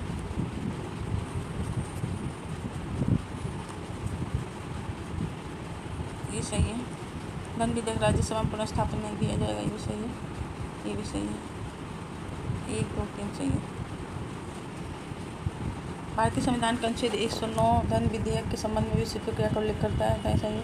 अनुच्छेद 109(1) के तहत धन विधेयक राज्यसभा में पुनर्स्थापित नहीं किया जाएगा, सही है। अनुच्छेद 109 के क्लॉज 2 के साथ धन विधेयक लोकसभा में पारित किए जाने के पश्चात राज्यसभा उसकी सिफारिश के लिए पारित किया जाएगा। राज्यसभा विधेयक की प्राप्ति की तारीख से 14 दिन की अवधि के भीतर विधेयक को अपनी सिफारिश से लोकसभा को लौटा देगी, अथवा ऐसा न होने पर लोकसभा राज्यसभा की सभी या किन्हीं सिफारिशों को अस्वीकार कर सकता है। अतः राज्यसभा धन विधेयक को या तो अनुमोदन दे सकती है, परिवर्तन के लिए सुझाव दे सकती है, परंतु वह अस्वीकार नहीं कर सकती है।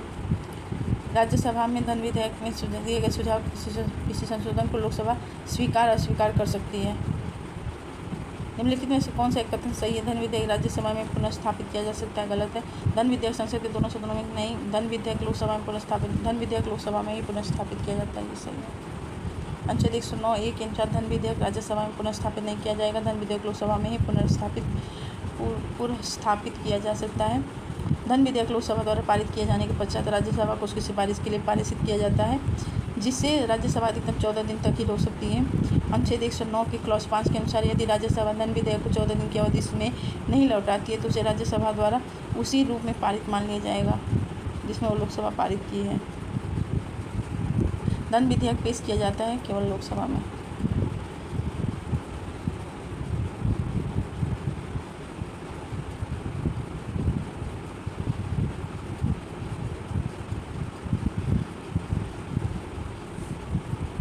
अगर कोई धन विधेयक लोकसभा द्वारा स्वीकृत हो जाए और राज्यसभा इसे कितने दिन तक रोक सकता है? तो 14 दिन तक। लोकसभा द्वारा अनिवार्य विचारार्थ भेजे गए धन विधेयक को राज्यसभा कितने दिन तक रोक सकती है? 14 दिन तक। राज्यसभा धन विधेयक प्राप्त होने के कितने दिन तक के अंदर इसे लोकसभा में वापस करना होगा? 14 दिन के अंदर। निम्न क्रियाविधियों में से कौन सी ऐसी धन विधेयक को अंगीकार करा लेगी जो एक बार लोकसभा द्वारा पारित किया जा चुका है किंतु राज्यसभा द्वारा संशोधित किया गया हो? निम्न क्रियाविधियों में से कौन सी ऐसी जो धन विधेयक को अंगीकार करा लेगी जो एक बार लोकसभा द्वारा पारित किया जा चुका है लेकिन राज्यसभा द्वारा संशोधित किया गया है? यह पारित समझा जाएगा यदि लोकसभा द्वारा दोबारा संशोधन को स्वीकार या स्वीकार करते हुए पास कर दे। यह पारित समझा जाएगा यदि लोकसभा इसे दोबारा संशोधन के साथ स्वीकार करे या स्वीकार करते हुए पास कर दे। अनुच्छेद 109 के प्रावधानों के तहत धन विधेयक के संदर्भ में लोकसभा को अधिक विशिष्ट अधिकार प्राप्त है तथा राज्यसभा का अधिकार सीमित है। यदि राज्यसभा ने लोकसभा द्वारा पारित धन विधेयक में किसी संशोधन हेतु सिफारिश की तो लोकसभा इसे स्वीकार या अस्वीकार कर सकती है और विधेयक को तदनुसार दोनों सदनों द्वारा पारित समझा जाएगा। कोई विधेयक केवल व्यय और अंतर्वलित है और अनुच्छेद 110 में निर्दिष्ट कोई विषय उसमें सम्मिलित है तो उसे संसद के किसी भी सदन में प्रारंभ किया जा सकता है। केवल व्यय से संबंधित है तो धन विधेयक नहीं माना जाएगा।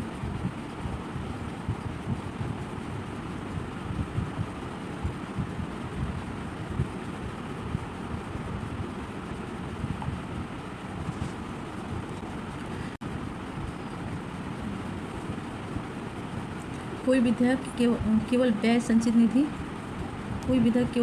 निधि के अंतर्वलित है तो अनुच्छेद 110 में निर्दिष्ट कोई विषय उसमें सम्मिलित नहीं है तो उसे संसद के किसी भी सदन में प्रारंभ किया जा सकता है। इसे साधारण विधेयक की तरह ही प्रयोग किया जाता है तथा इसके लिए वही प्रक्रिया अपनाई जाती है जो साधारण विधेयक के लिए अपनाई जाती है।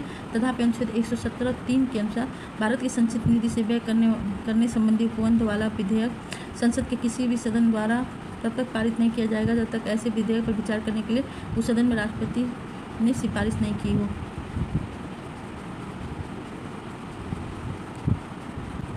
अनुच्छेद 117 के अनुसार भारत की संचित निधि से व्यय करने संबंधी उपबंध वाला विधेयक संसद के किसी भी सदन द्वारा तब तक पारित नहीं किया जाएगा जब तक ऐसे विधेयक पर विचार करने के लिए उस सदन से राष्ट्रपति ने सिफारिश नहीं की। भारतीय संविधान का निम्नलिखित में से कौन सा अनुच्छेद वार्षिक वित्तीय विवरण से संबंधित है? अनुच्छेद 112। भारतीय संविधान का अनुच्छेद 112 वार्षिक वित्तीय विवरण से संबंधित है। इस अनुच्छेद के खंड 1 के अनुसार राष्ट्रपति प्रत्येक वित्तीय वर्ष के लिए संसद के संबंध में संसद के दोनों सदनों के समक्ष भारत सरकार का उस वर्ष के लिए प्राकलित प्राप्तियों और व्यय का विवरण रखवाएगा, जिसे वार्षिक वित्तीय विवरण कहा जाता है।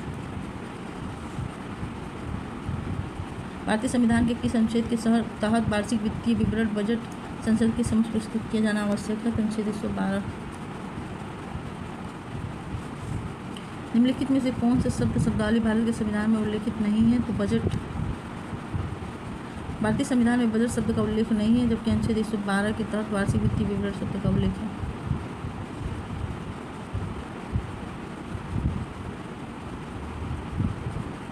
बजट पर संसद के नियंत्रण के विषय में निम्नलिखित में से कौन सी बात सही नहीं है? बजट के निर्माण में संसद का कोई हाथ नहीं होता। बजट पर संसद के नियंत्रण के विषय में निम्नलिखित में से कौन सा बात सही नहीं है? बजट के निर्माण में संसद का कोई हाथ नहीं होता है। संसद की समेकित निधि पर भारित व्यय को बढ़ाने की शक्ति प्राप्त है। संसद को समेकित निधि पे भारित व्यय बढ़ाने की शक्ति प्राप्त है। समेकित निधि या संचित निधि पर भारित व्यय अनुच्छेद 113 ए में संसद 113 के क्लॉज 1 में संसद में मतदान के लिए प्रस्तुत नहीं किया जा सकता है, केवल उन पर चर्चा की जा सकती है। अतः प्रभारित व्ययों में कोई परिवर्तन करने का अधिकार संसद को नहीं है। निम्नलिखित में से कौन सी विधियां भारत के लोक वित्त पर संसदीय नियंत्रण रखने का काम करती हैं? तो संसद के सम्मुख वार्षिक वित्तीय विवरण प्रस्तुत किया जाना, विनियोजन विधेयक के पारित होने के बाद ही भारत की संचित निधि से मुद्रा निकालना, ये भी सही है। अनुपूरक अनुदानों और लेखानुदान का प्रावधान, ये भी सही है। संसदीय बजट कार्यालय द्वारा समष्टिगत आर्थिक पूर्वानुमानों हेतु व्यय हेतु सरकार के कार्यकलापों का एक नियत तालिका अथवा कम से कम मध्यवर्षीय पुनरावलोकन, ये नहीं है। संसद में वित्त विधेयक प्रस्तुत करना, भारत में लोक वित्त पर संसद के नियंत्रण के लिए संसद के समक्ष वार्षिक वित्तीय विवरण प्रस्तुत किया जाता है। भारत की संचित निधि से मुद्रा निकालने के लिए विनियोग विधेयक पारित करना पड़ता है। अनुपूरक अनुदानों और लेखानुदानों तथा संसद में वित्त विधेयक प्रस्तुत करके भी लोक वित्त पर संसदीय नियंत्रण स्थापित किया जाता है। संसदीय बजट कार्यालय और समष्टिगत आर्थिक पूर्वानुमानों तथा व्यय हेतु सरकार के कार्यक्रमों का एक नियतकालिक अथवा कम से कम मध्यवर्गीय पुनरावलोकन किया जाता है का प्रावधान है। विश्व के कई देश, ऑस्ट्रेलिया, कनाडा आदि में है, परंतु भारत में नहीं है। यदि वार्षिक संघीय बजट लोकसभा द्वारा पारित नहीं होता है तो प्रधानमंत्री अपनी मंत्रिपरिषद का त्यागपत्र पेश कर देता है। वार्षिक संघीय बजट लोकसभा द्वारा पारित न होने पर के तात्पर्य एक लोकसभा में सरकार का अल्पमत में आ जाना। ऐसी स्थिति में प्रधानमंत्री मंत्रिपरिषद का त्यागपत्र प्रस्तुत करते हैं। भारत की संसद के संदर्भ में निम्नलिखित पर विचार कीजिए। गैर सरकारी विधेयक ऐसा विधेयक है जो संसद के ऐसे सदस्यों द्वारा प्रस्तुत किया जाता है जो निर्वाचित नहीं किंतु भारत के राष्ट्रपति द्वारा नाम निर्दिष्ट हैं। गलत है ये। गैर सरकारी विधेयक ऐसे होते हैं जो मंत्री नहीं होते उनके लिए। हाल ही में भारत की संसद के इतिहास में पहली बार गैर सरकारी विधेयक पारित किया गया था। दोनों गलत है, ना ही एक ना ही दो। गैर सरकारी विधेयक उसे कहते हैं जो संसद में ऐसे सदस्यों सदन के पटल पर पुनर्स्थापित किया जाता है जो मंत्री नहीं होता है। जबकि सरकारी विधेयक उसे कहते हैं जो किसी मंत्री या सदन के पटल पर मंत्री द्वारा सदन के पटल पर रखा जाता है। गैर सरकारी विधेयक भी सदन में एक प्रक्रिया के तहत पेश किया जाता है। गैर सरकारी सदस्यों के विधेयक तथा संकल्पों संबंधी एक समिति का गठन किया जाता है। इस समिति का गठन लोकसभा में किया जाता है। समिति में कुल 15 सदस्य होते हैं तथा लोकसभा उपाध्यक्ष इस समिति का अध्यक्ष होता है। स्वतंत्रता के बाद से अब तक 14 गैर सरकारी विधेयक दोनों सदनों में पारित किए जा चुके हैं। आर्थिक सर्वेक्षण प्रतिवर्ष संसद में प्रस्तुत किया जाता है। आगामी वर्ष के बजट के प्रस्तुतिकरण के पूर्व आगामी वर्ष के जो बजट होता है उससे पहले आर्थिक समीक्षा आ जाती है। चालू वर्ष का आर्थिक समीक्षा प्रतिवर्ष संसद में आगामी बजट के प्रस्तुतिकरण से पूर्व प्रस्तुत किया जाता है, जिसमें चालू वर्ष में अर्थव्यवस्था के विभिन्न क्षेत्रों के प्रगति और गतिविधियों के साथ राजकोषीय विवरण प्रस्तुत किया जाता है। लेखानुदान सरकार को अनुमति प्रदान करता है निश्चित अवधि के लिए भारत की संचित निधि से धन निकालना। अनुच्छेद 116 के तहत विनियोग विधेयक सामान्य अर्थों में बजट के समय सीमा के अंदर पारित न होने की स्थिति में जब संघ सरकार को धन की आवश्यकता होती है तो लोकसभा को लेखानुदान के माध्यम से वित्तीय वर्ष के एक भाग निश्चित अवधि के अनुमानित व्यय हेतु अग्रिम अनुदान देने की शक्ति प्राप्त है। संसद को विधि द्वारा भारत की संचित निधि से उस अनुदान के लिए धन निकासी को अधिकृत करने की शक्ति प्राप्त है। लेखानुदान बना है। बजट पारित होना लंबित होने के कारण निधि का अगर मतलब किसी भी दशा में अगर बजट का जो पारित होना अगर लंबित हो रहा है या थोड़ा लेट हो रहा है तो उसके लिए पैसे जो निकलेगा बजट पे, उसके लिए हम काम करने के लिए जो पैसे निकालेंगे उसको निकालने के लिए हम लेखानुदान द्वारा भारत की संचित निधि से पैसा निकाल लेंगे। संसद में लेखा के लिए वोट की आवश्यकता है जब सामान्य बजट की समय सीमा के अंदर पारित होने की आशा नहीं है। मतलब सरकार को ऐसा लग रहा है कि बजट जो है सामान्य समय सीमा के अंदर पारित नहीं हो पाएगा और इससे संबंधित हम विनियोग विधेयक के माध्यम से नहीं निकाल पाएंगे तो लेखानुदान द्वारा पैसा निकालते हैं। लेखानुदान और अंतरिम बजट के बीच क्या अंतर होता है? तो सरकार जो है स्थायी लेखानुदान के प्रावधान करती है जबकि कार्यवाहक सरकार अंतरिम बजट के प्रावधान का प्रयोग करती है। ये गलत है। सरकार जो स्थायी लेखानुदान का प्रावधान का प्रयोग करती है जबकि कार्यवाहक सरकार अंतरिम बजट के प्रावधान का उपयोग करती है। गलत है। लेखानुदान सरकार के बजट के व्यय पक्षमात्र से संबंधित होता है जबकि अंतरिम बजट जो है व्यय और आवती दोनों से संबंधित होता है। तो यही दो सही है। बजट प्रक्रिया संपन्न होने अर्थात बजट पर संसद में चर्चा और मतदान होने से पूर्व नए वित्त वर्ष का प्रारंभ हो जाने की स्थिति में वित्तीय प्रावधानों के लिए एक संचित निधि से धन निकालने हेतु लेखानुदान वोट ऑन अकाउंट संसद में पारित कराया जाता है। यह सरकार के बजट के व्यय पक्षमात्र से संबद्ध होता है। लेखानुदान स्थायी और कार्यवाहक दोनों सरकारें प्रस्तुत कर सकती हैं। अंतरिम बजट में व्यय और आवती दोनों सम्मिलित होते हैं तथा यह चुनाव से पूर्व की कार्यवाहक सरकार द्वारा चुनाव के बाद की नियमित सरकार दोनों द्वारा प्रस्तुत किया जा सकता है। व्यय का अनुदान किस रूप में भारतीय संसद के समक्ष रखा जाता है? तो अनुदान का अनुरोध।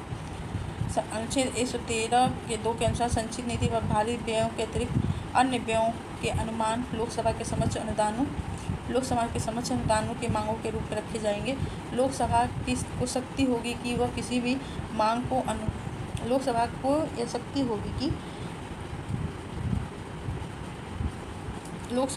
होगी कि वो किसी भी मांग को अनुमति दे या अनुमति देने से मना कर दे अथवा किसी मांगों को उनमें निर्दिष्ट रकम को कम करके अनुमति दे।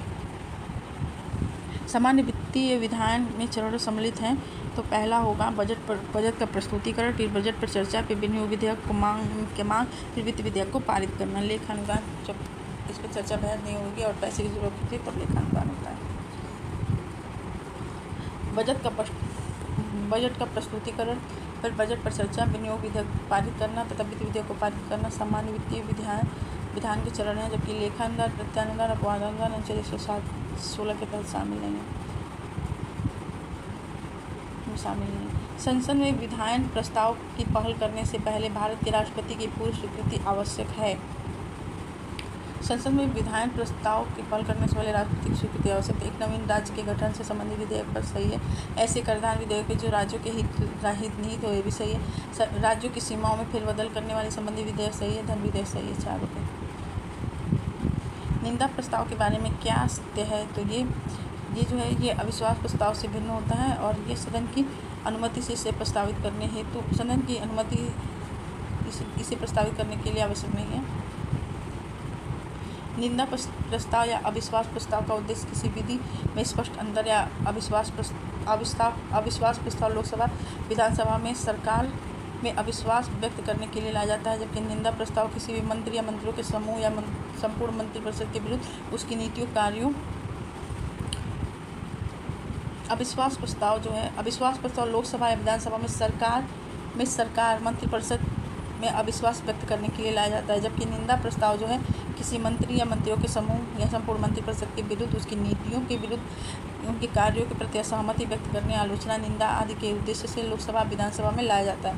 अविश्वास प्रस्ताव पारित होने पर सरकार को इस्तीफा देना पड़ता है क्योंकि ये अविश्वास प्रस्ताव पूरा मंत्रिपरिषद के विरुद्ध लाते हैं जबकि निंदा प्रस्ताव में पारित होने पर इस्तीफा देने की बाध्यता नहीं है। हालांकि इसमें मंत्रिपरिषद के ऊपर दबाव पड़ जाता है कि वो लोकसभा अथवा विधानसभा में अपना बहुमत सिद्ध करें। निंदा प्रस्ताव के कारण या आरोपों को स्पष्ट उल्लेख करना अनिवार्य है जबकि अविश्वास प्रस्ताव में ऐसा कोई जरूरी नहीं कि हम कारण और आरोपों का स्पष्ट उल्लेख करें। निंदा प्रस्ताव के लिए सदन की अनुमति लीव ऑफ द हाउस की अलग से आवश्यकता नहीं होती है। अविश्वास प्रस्ताव ऐसा नहीं है। निंदा प्रस्ताव के लिए जो सदन की अनुमति की आवश्यकता नहीं होती है। तथागत दृष्टि से बी और सी दोनों सही हैं। निम्नलिखित प्रस्तावों में से कौन सा संदर्भित संघीय बजट से है? तो यह है कटौती प्रस्ताव। निंदा प्रस्ताव, यह प्रस्ताव सरकार के मंत्रिपरिषद या किसी मंत्री के विरुद्ध लाते हैं। ध्यानाकर्षक प्रस्ताव, ये किसी सार्वजनिक महत्व के विषय पर संबंधित मंत्री का ध्यान आकृष्ट करने और उसे पद या सत्ता के अनुरूप औपचारिक कथन के प्रति यह प्रस्ताव लाया जाता है। कटौती प्रस्ताव, बजट पेश होने पर अनुदान की मांगों पर बहस करने के दौरान संसद के सदस्यों को धनराशि में वृद्धि का अधिकार नहीं है, वे मात्र इसमें कमी कर सकते हैं और ऐसी कटौती प्रस्ताव के द्वारा होता है जो 3 प्रकार का होता है: नीति निर्मोदन कटौती, सांकेतिक कटौती और मित्त व्ययिता कटौती। स्थगन प्रस्ताव, जब किसी अत्यावश्यक या सार्वजनिक महत्व के विषय पर सदन के सदस्यों का ध्यान आकृष्ट करना हेतु स्थगन प्रस्ताव लाते हैं। संसद में कटौती प्रस्ताव का क्या उद्देश्य है? तो संसद के बजट प्रस्ताव खर्चों में कटौती का प्रस्ताव प्रस्तुत करना। केंद्रीय बजट के अनुदान की मांगों में संशोधन है तो संसद के निचले सदन लोकसभा में प्रस्तुत किया जाने वाला प्रस्ताव कटौती प्रस्ताव कहलाता है। इसके द्वारा सरकार के बजट प्रस्ताव में व्यय हेतु प्रस्तुत अनुदान की मांगों को अनुचित बताते हुए उसमें कमी का प्रस्ताव लाया जाता है। यह कटौती प्रस्ताव 3 प्रकार के होते हैं: नीति निर्मोदन कटौती, सांकेतिक कटौती और मित्त व्यय कटौती। कटौती प्रस्ताव का उद्देश्य क्या है? तो बजट प्रस्ताव के खर्च में कमी और का प्रस्ताव प्रस्तुत करना। बजट प्रस्ताव के खर्च में कमी का प्रस्ताव प्रस्तुत करना। निम्नलिखित में से कौन सा कथन सही नहीं है? नीति निर्मोदन प्रस्ताव, मित्त व्यय प्रस्ताव। बजट की मांगों को घटाकर 1 रुपये कर देना, बजट की मांगों में निर्दिष्ट राशि घटा दी जाना। सांकेतिक, बजट की मांगों में 100 रुपये कम कर देना। सांकेतिक प्रस्ताव, लेखानुदान, बजट की मांग पूर्ण रूप से वित्तीय वर्ष के लिए पारित करना नहीं।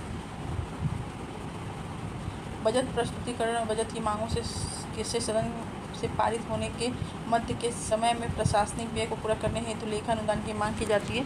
अन्य शब्दों में यह बजट पारित होने से पहले प्रशासनिक व्यय हेतु बजट पारित होने से पहले प्रशासनिक व्यय हेतु आवश्यकता की पूर्ति हेतु अग्रिम मांग होती है।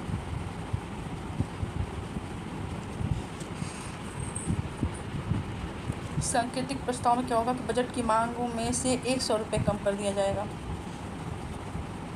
नीति निर्मोदन, बजट की मांग में 1 रुपया कम कर देंगे। मांग में 1 रुपया कम कर देंगे नीति निर्मोदन। मित्त व्यय, बजट की मांगों को राशि घटा दी जाएगी तो मित्त व्ययिता। और सांकेतिक प्रस्ताव जो है 100 रुपये कम हो जाएगा।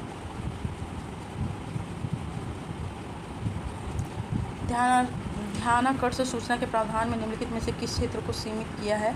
तो ये क्या है? स्थगन प्रस्ताव। ध्यानाकर्षक की संकल्पना भारत की देन है। यह आधुनिक संसदीय प्रक्रिया की एक नवीन संकल्पना है और इसमें प्रश्न तथा अनुपूरक प्रश्न पूछे जाते हैं। इसमें सदस्यों को अविलंबनीय लोक महत्व के विषय में सरकार की विफलता और उसके द्वारा की गई अपर्याप्त कार्यवाहियों को सामने लाने का अवसर मिलता है। यह स्थगन प्रस्ताव के सदृश है परंतु इसमें निंदा का पक्ष नहीं होता है, अतः स्पष्ट है कि इसे स्थगन प्रस्ताव के क्षेत्र में सीमित किया जाता है। भारत की संसद किनके द्वारा मंत्रिमंडल की कृत्यों के ऊपर नियंत्रित करती है? तो ये है स्थगन प्रस्ताव द्वारा, प्रश्नकाल और अनुपूरक प्रश्न द्वारा। तीनों द्वारा ये मंत्रिपरिषद के कृत्यों पर नियंत्रण रखती है। भारत की संसद जो है स्थगन प्रस्ताव, प्रश्नकाल और अनुपूरक प्रश्न के द्वारा ही मंत्रिपरिषद के कृत्यों पर नियंत्रण रखती है। स्थगन प्रस्ताव में क्या है कि इसका उद्देश्य ये होता है कि वर्तमान अथवा तत्कालिक संसदीय प्रक्रिया को रोककर अविलंबनीय लोक महत्व के मुद्दे पर चर्चा। प्रश्नकाल, लोकसभा की बैठक का पहला घंटा और राज्यसभा में दूसरा घंटा प्रश्नकाल कहलाता है। दोनों सदनों में प्रश्नकाल के दौरान 1 घंटे तक प्रश्न किए जाते हैं और उनके उत्तर दिए जाते हैं।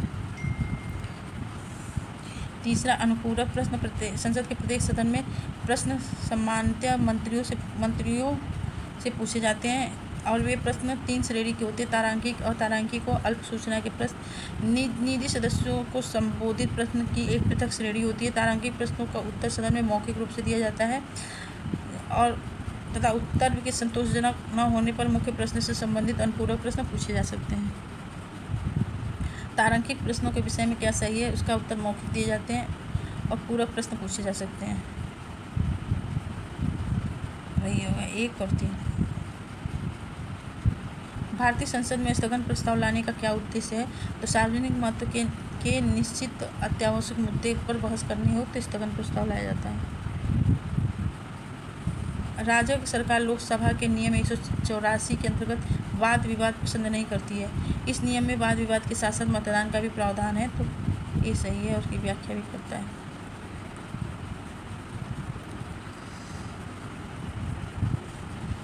लोकसभा में प्रक्रिया और कार्य संचालन संबंधी नियम 184 के तहत जनहित में किसी भी मुद्दे पर लाए गए प्रस्ताव पर लोकसभा में बहस और मतदान होता है। यदि सरकार के पक्ष में कम पड़े तो सरकार के गिरने तक खतरा रहता है।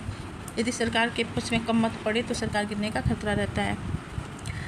किसी मुद्दे पर प्रस्ताव जनहित के संबंधी किसी मुद्दे पर लाए गए प्रस्ताव में लोकसभा में बहस के बाद मतदान होता है। लोकसभा के प्रक्रिया और कार्य संचालन नियम के अंतर्गत नियम 377 के अधीन लोकसभा के सदस्यों द्वारा एक दिन में अधिकतम कितने मामले उठाए जा सकते हैं?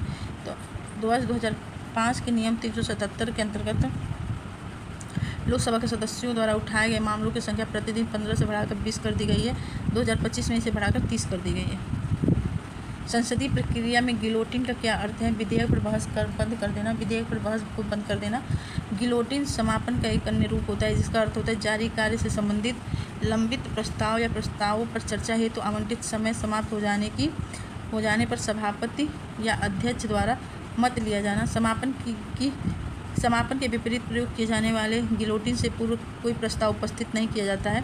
समापन के विपरीत प्रयोग किए जाने वाले गिलोटिन से पूर्व जो है कोई प्रस्ताव उपस्थित नहीं किया जाता है। सभापति या अध्यक्ष बिना किसी और चर्चा के प्रस्ताव पर तत्काल मत ले लेता है।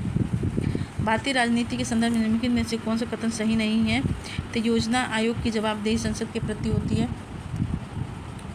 राष्ट्रपति संसद के किसी सदन के सत्राधीन न होने पर भी अध्यादेश जारी कर सकता है। कौन सा कथन सही है? तो यही सही है। योजना आयोग जो है ये संसद के प्रति जवाबदेही नहीं होता है।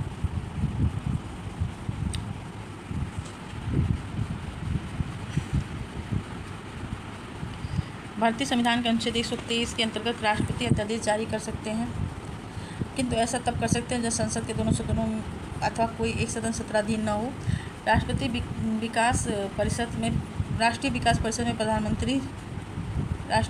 परिषद में प्रधानमंत्री, सभी केंद्रीय मंत्री तथा राज्यों के मुख्यमंत्री और केंद्र शासित प्रदेशों के मुख्यमंत्री, प्रशासक, योजना आयोग के सदस्य और सचिव शामिल होते हैं। निम्नलिखित कथनों का परीक्षण कीजिए तथा नीचे दिए एक पुट का सही उत्तर दीजिए।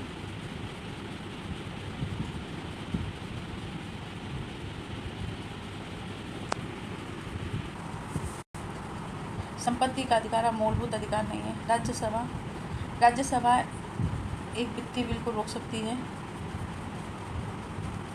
संपत्ति का अधिकार मूलभूत अधिकार नहीं सही है। राज्यसभा एक वित्तीय बिल को रोक सकती है। भारतीय संविधान के प्रस्तावना में 42वें संविधान संशोधन द्वारा धर्मनिरपेक्ष और लोकतांत्रिक शब्द जोड़े गए थे। संसद के दोनों सदनों में कोई विवाद लोकसभा अध्यक्ष की व्यवस्था द्वारा सुलझाया जा सकता है। 1 और 2 सही है बस इसका। ये राष्ट्रपति होगा, राष्ट्रपति संयुक्त अधिवेशन है।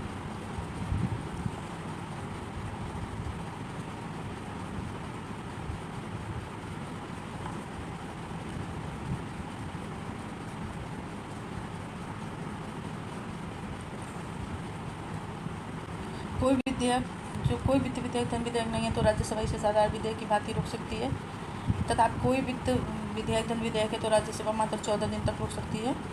42वें संविधान संशोधन अधिनियम 1976 द्वारा संविधान की प्रस्तावना में प्रभुत्व संपन्न लोकतंत्रात्मक गणराज्य के स्थान पे संपूर्ण प्रभुत्व संपन्न समाजवादी पंथनिरपेक्ष लोकतंत्रात्मक गणराज्य और राष्ट्र की एकता के स्थान पर राष्ट्र की एकता और अखंडता को स्थापित किया गया था। संसद के दोनों सदनों के किसी असहमति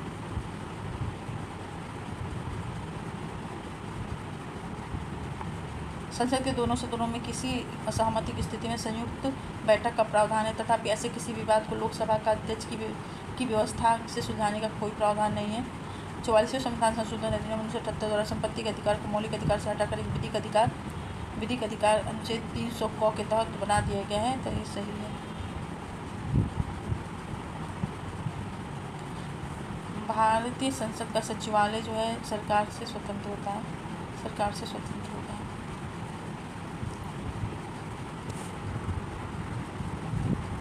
स्वतंत्रता से पूर्व भारतीय विधानमंडल के लिए सरकार से स्वतंत्र और असंबद्ध पृथक सचिवालय का विचार जनवरी 1926 में जनवरी 1926 में प्रभावी रूप से सामने आया। स्वतंत्रता के बाद इस विचार को अपना लिया गया और संविधान के अनुच्छेद 98 के तहत भारतीय संसद के प्रत्येक सदन के लिए पृथक सचिवालय की व्यवस्था की गई, जो सरकार से स्वतंत्र होता है।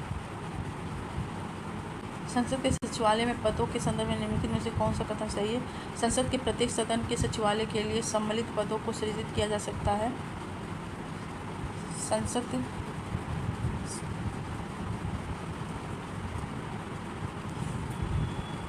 के प्रत्येक सदन के सचिवालय के लिए सम्मिलित पदों को सृजित किया जा सकता है। संसद को अपने किसी भी सदन के सचिवालय स्टाफ की सेवा शर्तों को नियमित करने का अधिकार है। तो दोनों सही है। संविधान के अनुच्छेद 98 खंड 1 तहत संसद के प्रत्येक सदन के लिए पृथक सचिवालय की व्यवस्था की गई। इसी खंड के परंतु के अनुसार संसद के दोनों सदनों के सचिवालय के लिए सम्मिलित पदों को सृजित किया जा सकता है। अनुच्छेद 98 के खंड 2 के तहत संसद अपने किसी भी सदन के सचिवालय स्टाफ की भर्ती और उनकी सेवा शर्तों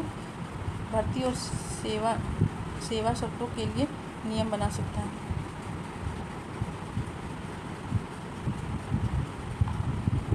भारतीय संसद की संप्रभुता प्रतिबंधित होती है न्यायिक समीक्षा से।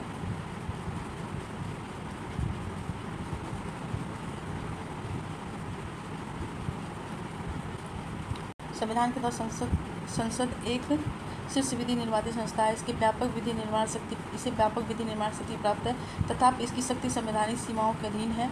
इसके द्वारा निर्मित विधि संविधान के मौलिक ढांचे का अतिक्रमण न करे। इस हेतु सर्वोच्च न्यायालय एवं उच्च न्यायालय द्वारा उसकी न्यायिक समीक्षा कर सकते हैं। भारतीय संसद का स्वर्ण जयंती समारोह मनाया गया था तो 13/5/2002 को। 13 मई 2002 को भारतीय संसद की औपचारिक स्थापना। प्रथम लोकसभा के चुनाव के पश्चात 13 मई 1952 के प्रथम अधिवेशन से 50 वर्ष पूर्व होने के उपलक्ष्य में भारतीय संसद के स्वर्ण जयंती समारोह मनाया गया था।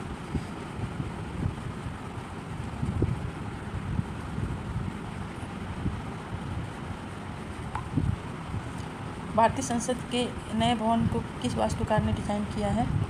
तो इसको डिज़ाइन किया है बिमल पटेल ने। भारतीय संसद के नए भवन को वास्तुकार बिमल पटेल ने डिज़ाइन किया है। इस भवन का उद्घाटन प्रधानमंत्री नरेंद्र मोदी द्वारा 28 मई 2023 को किया गया। उल्लेखनीय है कि भारतीय संसद के मूल भवन को ब्रिटिश वास्तुकार एडविन लुटियंस और हर्बर्ट बेकर ने डिज़ाइन किया था, जो कि 64 योगिनियों मंदिर पर आधारित था।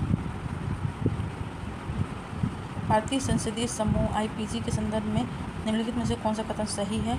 तो ये क्या है? लोकसभा का उपाध्यक्ष तथा राज्यसभा का उपसभापति इसमें पदेन उपाध्यक्ष होता है। लोकसभा का उपाध्यक्ष और राज्यसभा का उपसभापति इसमें पदेन उपाध्यक्ष होता है। यही सही है। भारतीय संसदीय समूह इंडियन पार्लियामेंट्री ग्रुप।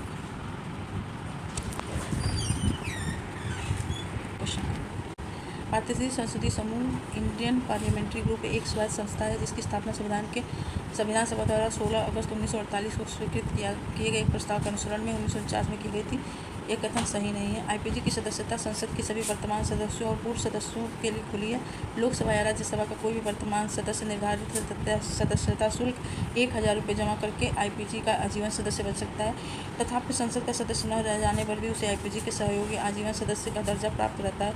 इसके अतिरिक्त संसद का कोई पूर्व सदस्य निर्धारित सदस्यता शुल्क जमा करके IPG के कार्यकारी परिषद द्वारा सहयोगी आजीवन सदस्य के रूप में चुना जा सकता है। संभवतः सदस्य और एसोसिएट सदस्य की भिन्नता के कारण छत्तीसगढ़ लोक सेवा आयोग ने कथन 2 को भी गलत माना है। लोकसभा के अध्यक्ष इस समूह का प्रदेन अध्यक्ष होता है, जबकि लोकसभा का उपाध्यक्ष और राज्यसभा का उपसभापति इस समूह के प्रदेन उपाध्यक्ष होते हैं। इस प्रकार 2-3 सही है। IPG के अंतर संसदीय संघ के अंतर्राष्ट्रीय समूह राष्ट्रमंडल संसदीय की भारतीय शाखा के रूप में कार्य करते हैं। विभिन्न बहुस्तरीय संसदीय मंचों और प्रतिनिधि मंडलों और विचारों के आदान प्रदान के माध्यम से यह समूह भारतीय संसद और विश्व के विभिन्न संसदों के बीच एक महत्वपूर्ण सेतु की भूमिका निभाता है। वो कौन राष्ट्रवादी नेता था जो 1925 में केंद्रीय विधानसभा का अध्यक्ष स्पीकर चुना गया था? ये विट्ठल भाई पटेल थे। कौन थे? विट्ठल भाई पटेल थे। केंद्रीय विधानसभा सेंट्रल लेजिस्लेटिव असेंबली का अध्यक्ष 1925 में राष्ट्रवादी नेता विट्ठल भाई पटेल चुना गया था। तो ठीक दोस्तों, आज का टॉपिक हमारा यहीं ख़त्म होता है। मिलते हैं आपसे नेक्स्ट टॉपिक में। तब तक के लिए नमस्कार, बाय बाय।